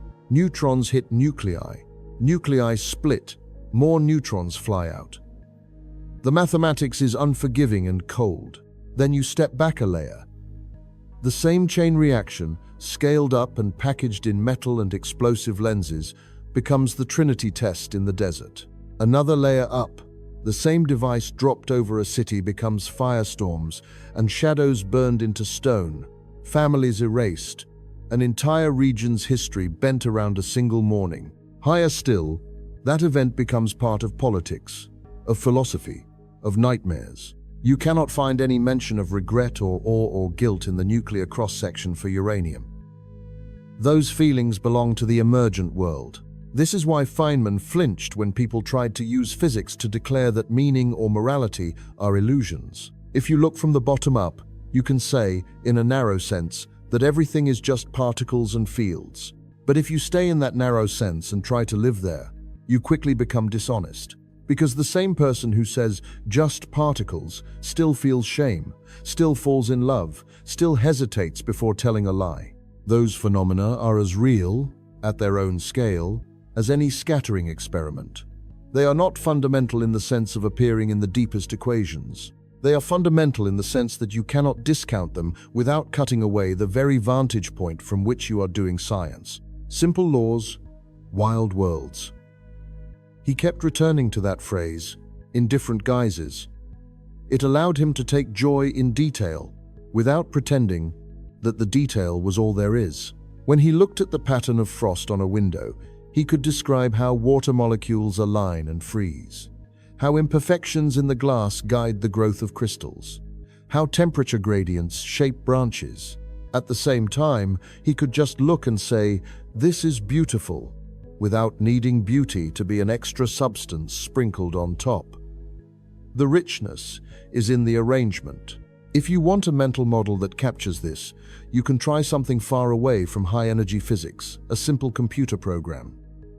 Imagine a grid of squares that can be either black or white. You give each square a rule on the next step.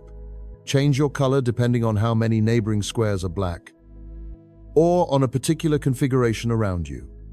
The rule can fit on a single line. Yet if you let the grid evolve for many steps, you may see complex patterns emerge. Dots that crawl, shapes that replicate, structures that move and interact in ways that look almost lifelike. The lesson is not that the universe literally is such a program. The lesson is that you do not need complicated instructions to generate intricate behavior. The number of repetitions matters more than the length of the rule.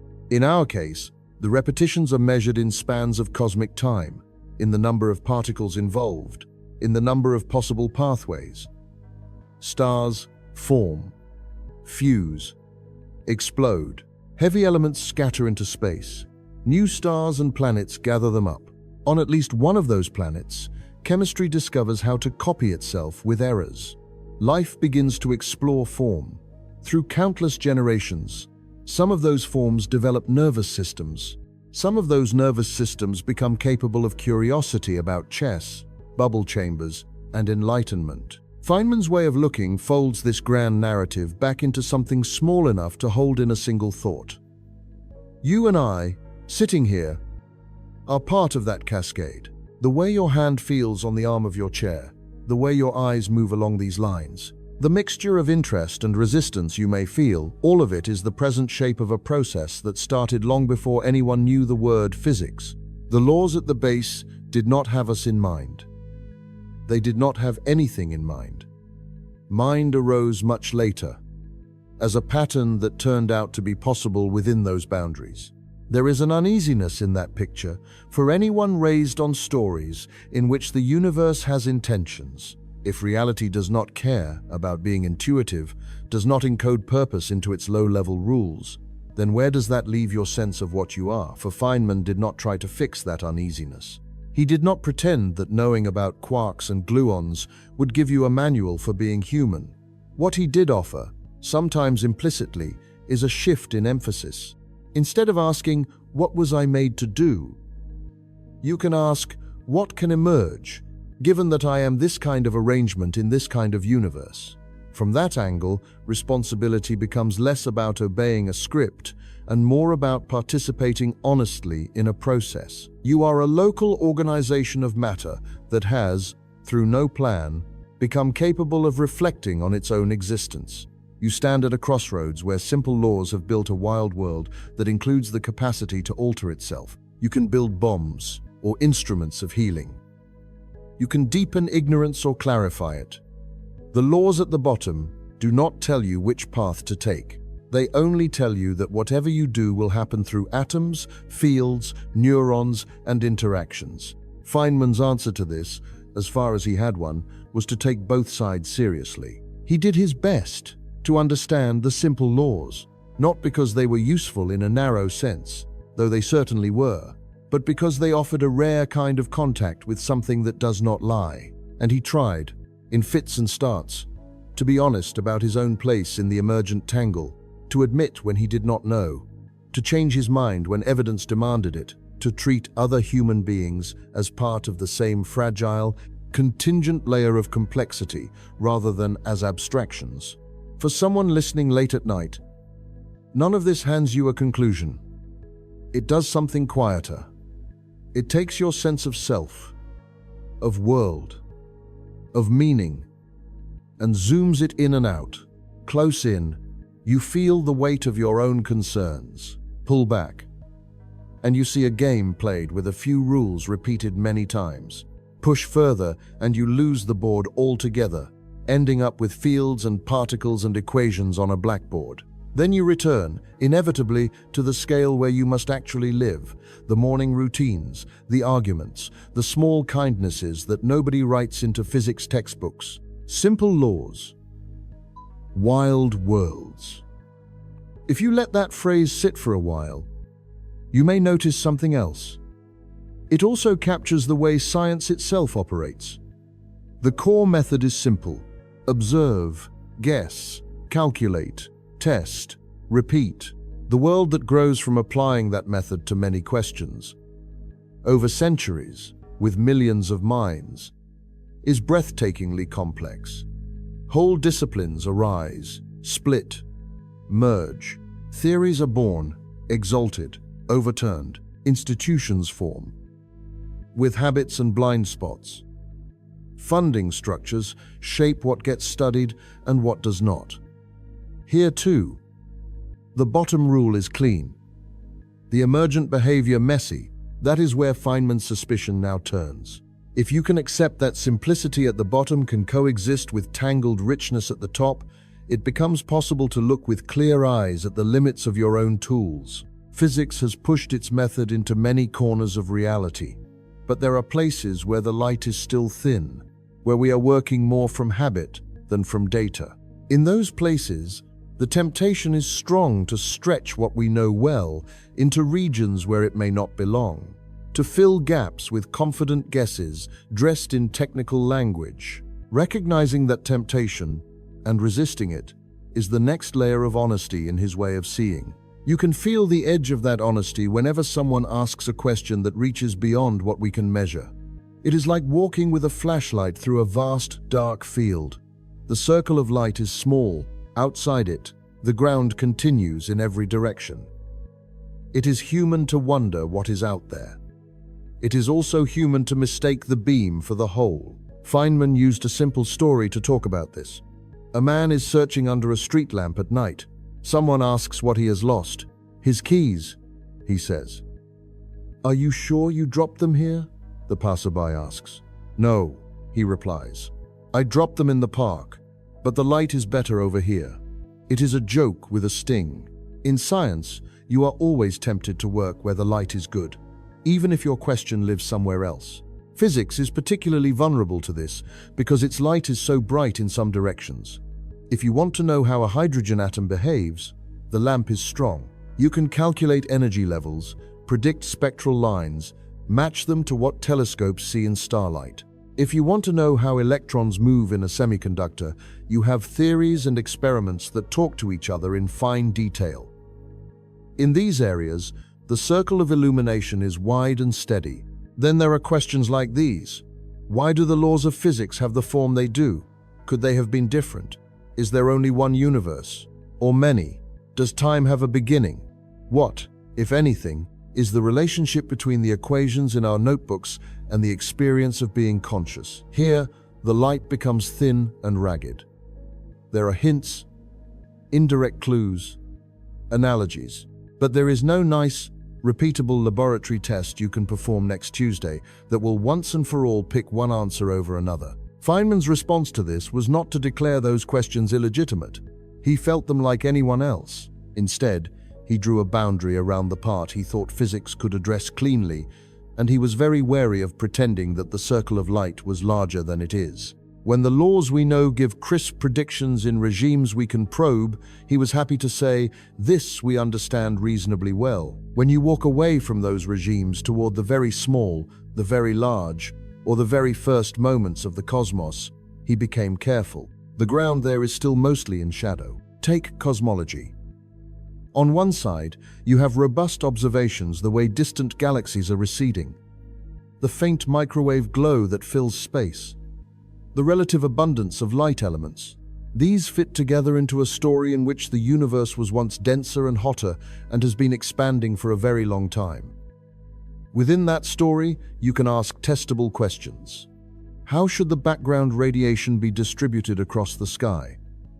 What patterns of galaxies should we see at vast scales? The light may be dimmer than in atomic physics, but it is still there. On the other side, you have ideas about what happened in the first unimaginably small fraction of a second, or about whether there were cycles before what we call the beginning, or whether there exists an enormous ensemble of universes with different laws. Inflation, quantum tunneling of entire space-time regions, multiverse scenarios, they can be written down in the same mathematical language as well-established physics, and in some cases, they explain puzzling features of our universe in a satisfying way. But for many of them, the connection to observation is tenuous. They reach into regions that may forever be out of reach of experiment in the ordinary sense. Feynman's instinct in such territory was twofold. First, be honest about which parts of the story are grounded in data and which parts are extrapolation. Second, resist the temptation to fill ignorance with whatever picture happens to feel right. When people confidently assert that there must be infinitely many universes because that would make sense of fine-tuning, he would have asked what specific observation could we make in this universe that would differ if that were not the case. If the answer is none, then you have left physics and entered a different game. He was not against guessing. On the contrary, he thought that guessing is essential. You make a conjecture about how nature might be. You write down a formula, draw a diagram, dream up a mechanism. The danger lies in stopping there, in falling in love with the guess so strongly that you stop looking for ways to kill it. Physics, as he practiced it, is not the art of making beautiful guesses. It is the art of arranging for the world to contradict you as quickly and clearly as possible. That is why he liked to say that you must not fool yourself, and that you are the easiest person to fool. The easiest place to fool yourself is where the data are thin. In those regions, the mind leans heavily on symmetry, aesthetic preference, metaphors from other fields. You enjoy the feeling of coherence. You begin to talk as if the picture were true. Before long, you forget that it began as a guess made under a faint lamp. You can see versions of this far from cosmology.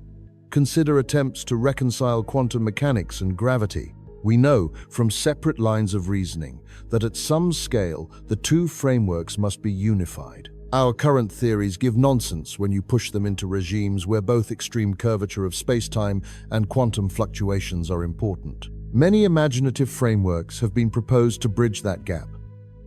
Some involve extra dimensions curled up in ways we cannot see. Others involve loops, strings, or discrete chunks of space and time. The sober fact, which Feynman would have insisted on repeating, is that so far we have very little experimental guidance in that domain. Particle accelerators can reach energies far below the scale where quantum gravity effects are dominant. Astrophysical observations give constraints, but not yet sharp ones. It is as if we are drawing elaborate maps of a country based on a few distant glimpses of mountains and a handful of scattered rumors. The maps may prove largely correct. They may not. Until we can set up some version of the eclipse experiment for these ideas, they remain, in his sense, guesses. For someone outside physics, this might sound discouraging. Why bother thinking about such things if we cannot test them yet? Feynman's answer would be, because pushing at the edges of what we know is how we sometimes discover new ways to bring light into dark regions. You do not abandon speculation. You use it as a tool, while keeping it clearly labeled.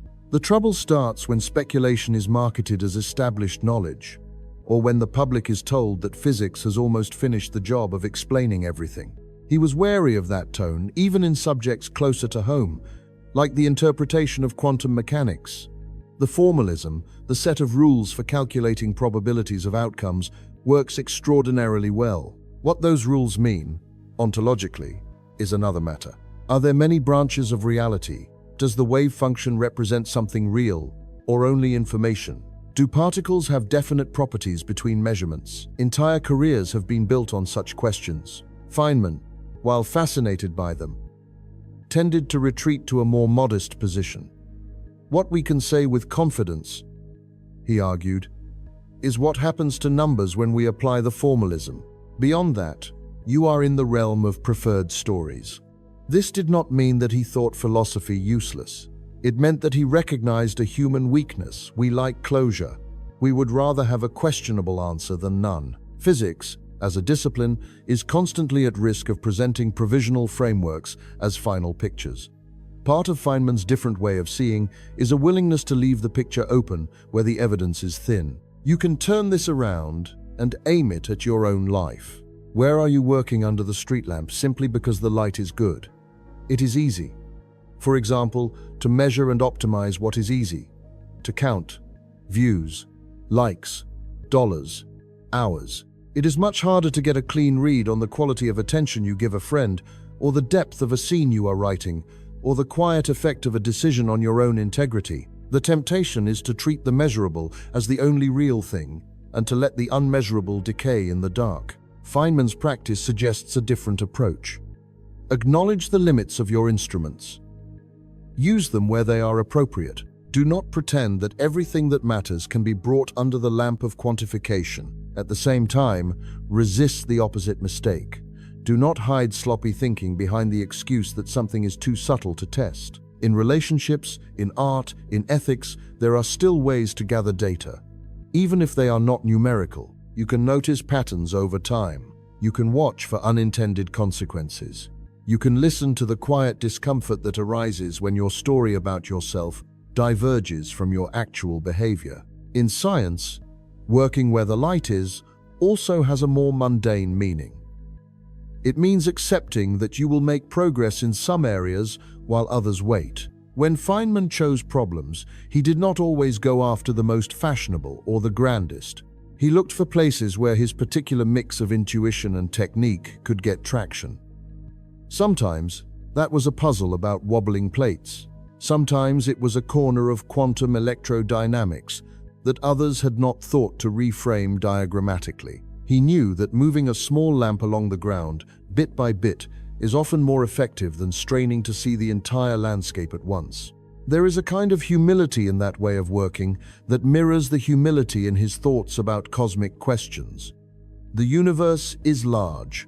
Our understanding is small. The appropriate response is not despair, nor arrogance, but a kind of steady curiosity. You work on what you can see clearly enough to touch. You admit where you are guessing. You leave room for surprise. From a late-night distance, this can sound like a recipe for permanent uncertainty. In a sense, It is. Feynman did not believe that the point of inquiry is to arrive at a state where no more questions can be asked. He believed that the point is to keep improving the match between what we say and what the world does, without pretending that the match is or ever will be perfect. That attitude shapes not only the solitary scientist bent over a notebook, but also the ways in which scientists find each other across fields. It creates, quietly, a fellowship of people who are willing to stand at the edge of what is known, in very different domains, and admit together here we are still mostly working by lamplight. At some point you realize that lamplight is not just a piece of equipment, it is a temperament. The willingness to stand in a small circle of clarity, admit how much lies beyond it, and keep working anyway, is not limited to physics. Once Feynman noticed that, he began to recognize his own kind in unexpected places. He said once that he often felt more kinship with a very good paleontologist than with a mediocre physicist.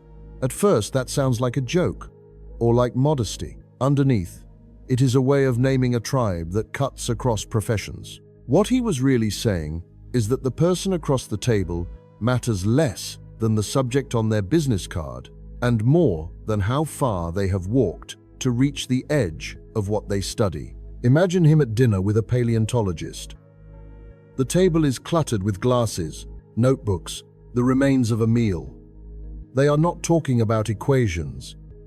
They are talking about hands. The scientist describes how the five-fingered limb that you take for granted when you raise your own hand is echoed in the skeleton of a bat's wing, in the paddle of a whale, in the stump of an embryo, where a limb will grow and then sometimes regress. They talk about how fossils show that once, long ago, some fish began to use their fins to push themselves along the bottom of shallow seas. How those fins thickened into limbs, how the same basic pattern was stretched and twisted into paws, hooves, fingers. Feynman leans forward, asking questions that sound very much like his questions in physics. How do you know that bone came from that ancestor? What are the measurements? How do you distinguish between a story that fits the known bones and a story that could be wrong but still fits? The paleontologist answers with details about strata, about radiometric dating, about the distribution of species across continents. The talk is not superficial. Both men are at the edge of their maps, comparing the feel of the frontier. What they share is not knowledge of the same subject. It is a recognition of the same posture this is as far as we can see from here, given the rocks we have. Beyond this, we are guessing. A good paleontologist has spent years in mud and dust trying to coax a pattern out of scattered fragments. A good physicist has spent years coaxing a pattern out of noises in detectors. Both know the taste of being wrong, the stubbornness of reality, the temptation to bend evidence to fit a beloved theory. The same kind of bond appears when Feynman meets certain artists. Not all artists. He had little patience for vague proclamations about creativity that never touched the difficult work. But when he sat with someone like the sculptor and installation artist Robert Irwin, who had spent years obsessing over how light inhabits a room, how a line in space can change the way a body feels as it moves, he recognized a familiar obsession. Irwin was not satisfied with talking about art in terms of fashion or prestige. He wanted to know, precisely, what happens to perception when you put a scrim here instead of there, when you narrow the entrance, when you change the color temperature of a bulb. Feynman could talk about scattering experiments and resonance frequencies in the same breath as Irwin talked about sightlines and thresholds. Both were describing experiments on awareness. Both were trying to isolate variables in a medium that does not always cooperate. When you listen to those conversations, you can hear how thin the boundary becomes between physics and other crafts at the point where they meet their respective mysteries. Even within writing, he gravitated toward people who had walked to the edge. A biographer who has written about many lives may begin to see patterns that do not reduce to anecdotes. A historian who has traced the slow build-up to a single revolution might be able to talk with Feynman about phase transitions in societies. The language is different, the data are different. But the sensation of standing in front of something that resists neat explanation is the same. His own Nobel Prize, awarded in the middle of the 1960s for work on quantum electrodynamics, did not impress him as much as that feeling. He joked that if he had invented the prize himself, he would have given it to people who had once been stuck in a dark, isolated place in thought and had found a way through. The medal was a badge, a symbol recognized by people far away. The real moment that mattered, in his memory, was earlier, private, when a particular way of drawing diagrams suddenly made sense of equations that had been a tangle. He described that instant as having the quality of an explosion inside his mind, a brightening that slowly faded over days, like a supernova cooling. If you have ever worked on a problem in any field long enough for it to feel impossible and then felt it click, you know that sensation. It is not like learning a fact from a teacher. It is more like watching a pattern emerge from noise, watching something you had half sensed come into sharp focus. People in very different disciplines report similar experiences, composers completing a piece after months of false starts, directors finding the structure of a film in the editing room, therapists finally understanding the knot in a patient's story. Feynman recognized those as cousins to his own supernova moments. That recognition creates a kind of quiet fellowship. It is not formal. There are no meetings, no memberships. You can sit next to someone at an airport and never know that they belong to it. But when two people who have lived for years at the edge of their respective maps begin to talk honestly, they often recognize each other. They are less impressed by titles and more interested in questions like, where do you get stuck? What do you do when the usual tricks fail? How do you tell when you are lying to yourself? Feynman distinguished sharply between this fellowship and another, more common grouping people who collect badges. In every field, there are positions, prizes, followers, numbers that can be displayed. There is nothing inherently wrong with them. They can be signs that someone has done good work. The trouble comes when the badge becomes the point. When you shape your research, your art, your career solely to maximize recognition, you begin to move away from the edge and back into safer, brighter streets. He saw this in science, when colleagues chose problems not because they were deep or puzzling, but because they were likely to yield quick, publishable results. He saw it in education, when students worked to solve textbook exercises efficiently without ever feeling the presence of a real question behind them. He would have seen it in other domains too, in filmmakers who chase awards by repeating last year's critical success, in writers who recycle formulas because the market likes them. His criticism was not moralistic. It was about honesty. If you say you are in the business of finding out how nature works, then spending your energy on appearing successful rather than on encountering the unknown is a kind of self-betrayal. The same applies if you say you are in the business of telling the truth about human experience and then shape all your scenes around trend reports instead of what actually haunts you. For the people in his fellowship of seekers, the main reward is not status but contact. A paleontologist who spends months in the field for a single jawbone is not doing it for applause. A choreographer who pushes dancers through exhausting rehearsals trying to find a movement that matches an inner rhythm is not primarily after reviews. They are after the feeling that, for a moment, they have touched something real. There is a cost to that vocation. Standing at the edge of a field is lonely work. There are fewer maps.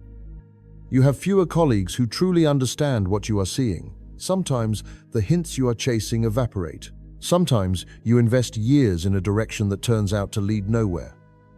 Feynman did not romanticize this. He admitted that long stretches of his working life were full of confusion and boredom. The fellowship he valued was not glamorous.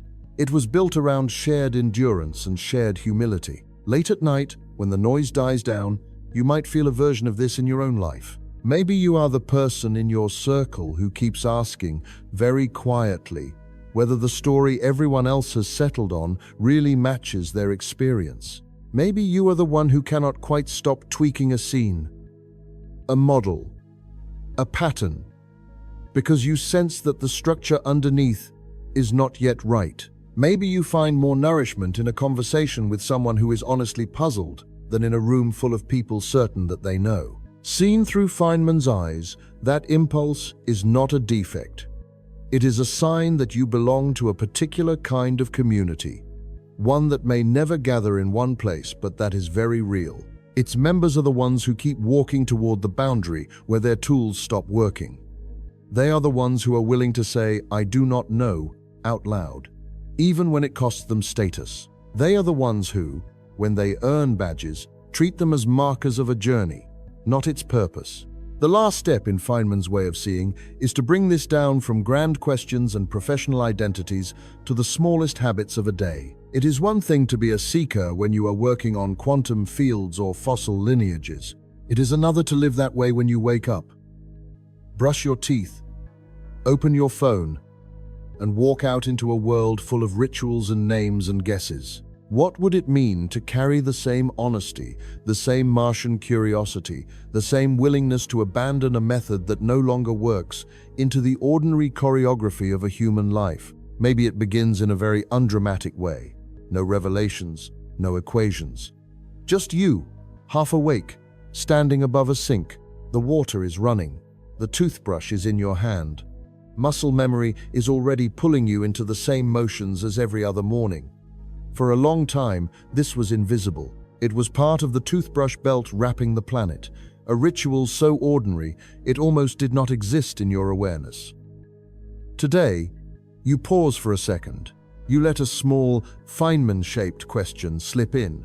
If a Martian were watching, what would they see? They would see a creature performing a precise sequence of actions with a small tool. Bristles against enamel, foam, spit, rinse, repeat. They would notice that this happens at roughly the same time every day, that similar creatures in similar boxes of space perform the same ritual. They would not know the word hygiene. They would not know the lectures you got from your dentist or the advertisements you saw as a child. They would just see a pattern. As you watch yourself from that vantage point, something loosens. You are no longer inside a fog of unquestioned habit. You are watching a data point. You can ask, without aggression, is this doing what I think it is doing? If it is, good. If not, what would count as evidence either way? The point is not to throw away the toothbrush. The point is to turn even this small act back into something you are conscious of, something that can in principle be tested rather than worshipped. You can do the same thing with the rectangle of light that waits for you on the bedside table. A Martian, we imagined, would see you reach for it as if for a talisman and then vanish into the glow. From the inside, you experience it as catching up, staying informed, staying connected.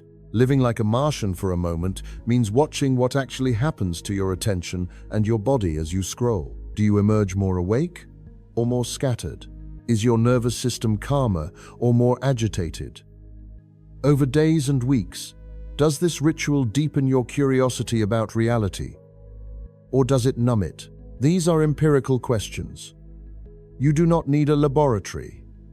You need a little bit of honesty and a willingness to observe yourself as if you were a stranger whose behavior you are trying to understand. This, more than anything, is what it means to bring Feynman's way of seeing into the ordinary choreography of a life. You do not walk around narrating physics to yourself. You do not try to derive your feelings from first principles. You simply stop taking your own stories as the last word. You treat your habits as hypotheses. You treat your beliefs as models. You treat your identity as a work in progress rather than a sacred object that must be defended against every piece of inconvenient evidence. The Martian in your head can become an ally here. They do not judge. They are not shocked that you doom scroll, or that you say things you regret, or that you cling to rituals that do not really serve you. From their perspective, all of this is just what this particular organism does under these particular conditions. Their gift is their curiosity. They want to know how the pattern changes when conditions change. So you can try small experiments. Go one morning without the blue glow and notice, carefully, how the rest of the day feels.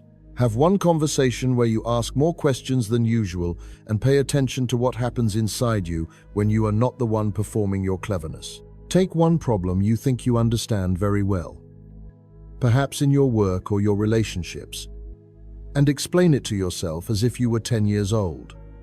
without relying on any of your usual abstract labels. See where your explanation falters. Those falter points are not failures. They are frontier markers. Living like this has a side effect. Certainty becomes lighter. You may still have strong opinions. Feynman did. He was not a neutral cloud drifting above events, but he carried his conclusions with the awareness that they might need to be revised, and that revising them would not kill him. The part of him that mattered most was not his current set of beliefs. It was the quality of his attention, the care with which he matched those beliefs to the stubbornness of the world. That attitude can change the way you hold your own story. You are used to saying, "I am this kind of person, I am introverted, or brave, or lazy, or analytical." The words feel solid. They explain your behavior. The Feynman move is to ask, gently, what do I actually do? When am I quiet because I am reflective? And when am I quiet because I am afraid? When am I driven because I care? And when am I driven because I am running from something?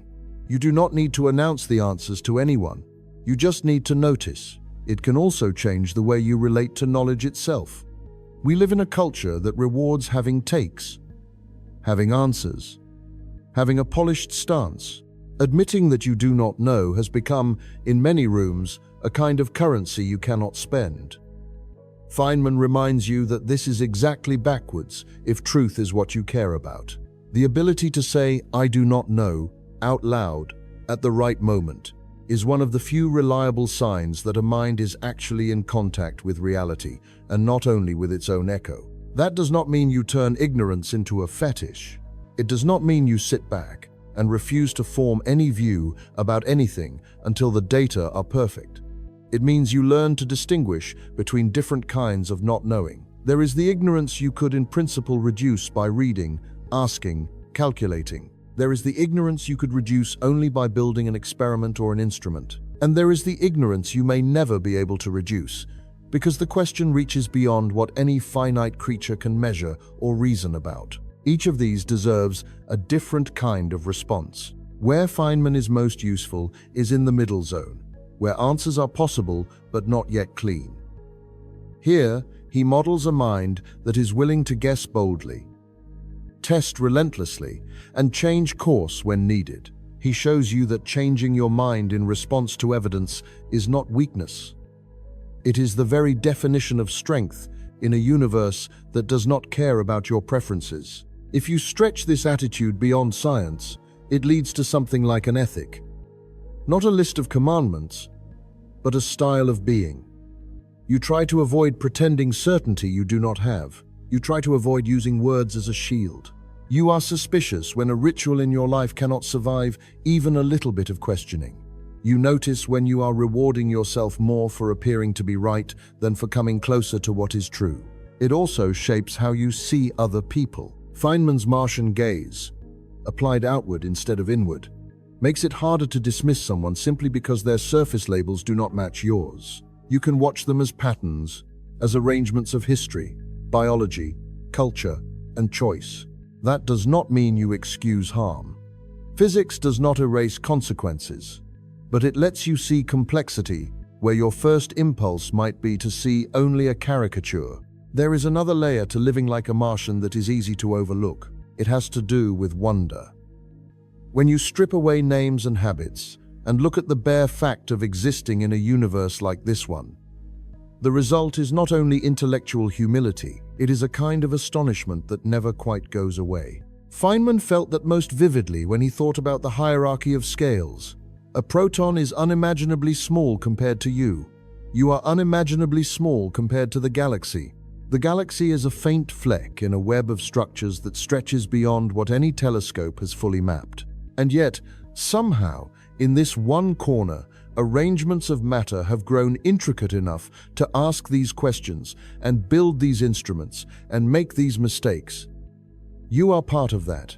If you adopt his way of seeing, reality stops being a backdrop for your drama and becomes something much stranger and more indifferent. The laws do not bend to your wishes. Gravity does not care whether you meant to step off the edge. Neutrons do not vote. Light does not slow down to give you time to think. This can feel, at first, like a loss. It is tempting to cling to stories in which the universe is secretly tuned for your benefit. But the upside of this indifference is a kind of freedom. If the universe has not written you into its low-level laws with a fixed purpose, then the space of possible lives you can build is wide. You are not obliged to perform a script. You are invited to participate in an ongoing, contingent, precarious experiment in complexity. You can choose curiosity over comfort, contact over illusion, even when it costs you. This choice will not make your life easier. It did not make Feynman's life easy. His way of seeing brought him into conflict with institutions, with colleagues, with his own habits of self-deception. It made him, at times, lonely and frustrated. It also gave him a sense of aliveness that came not from being praised for being clever, but from feeling that he was in honest conversation with something that does not lie. For you, that conversation might not take place at a chalkboard. It might happen in front of a blank page, or an editing timeline, or a patient, or a classroom, or a small team trying to build something that does not yet exist. In every case, the choice is similar. You can treat your work as a performance aimed at securing badges, or as a path toward the edge of what you and your field genuinely understand. One path leads to smoother days and a thicker cushion of approval. The other leads to more mistakes, more discomfort, and, sometimes, to the supernova feeling that you have seen past one of your own illusions. So what does all of this leave you with? Sitting here, perhaps late at night, perhaps with your own rectangle of light resting close by.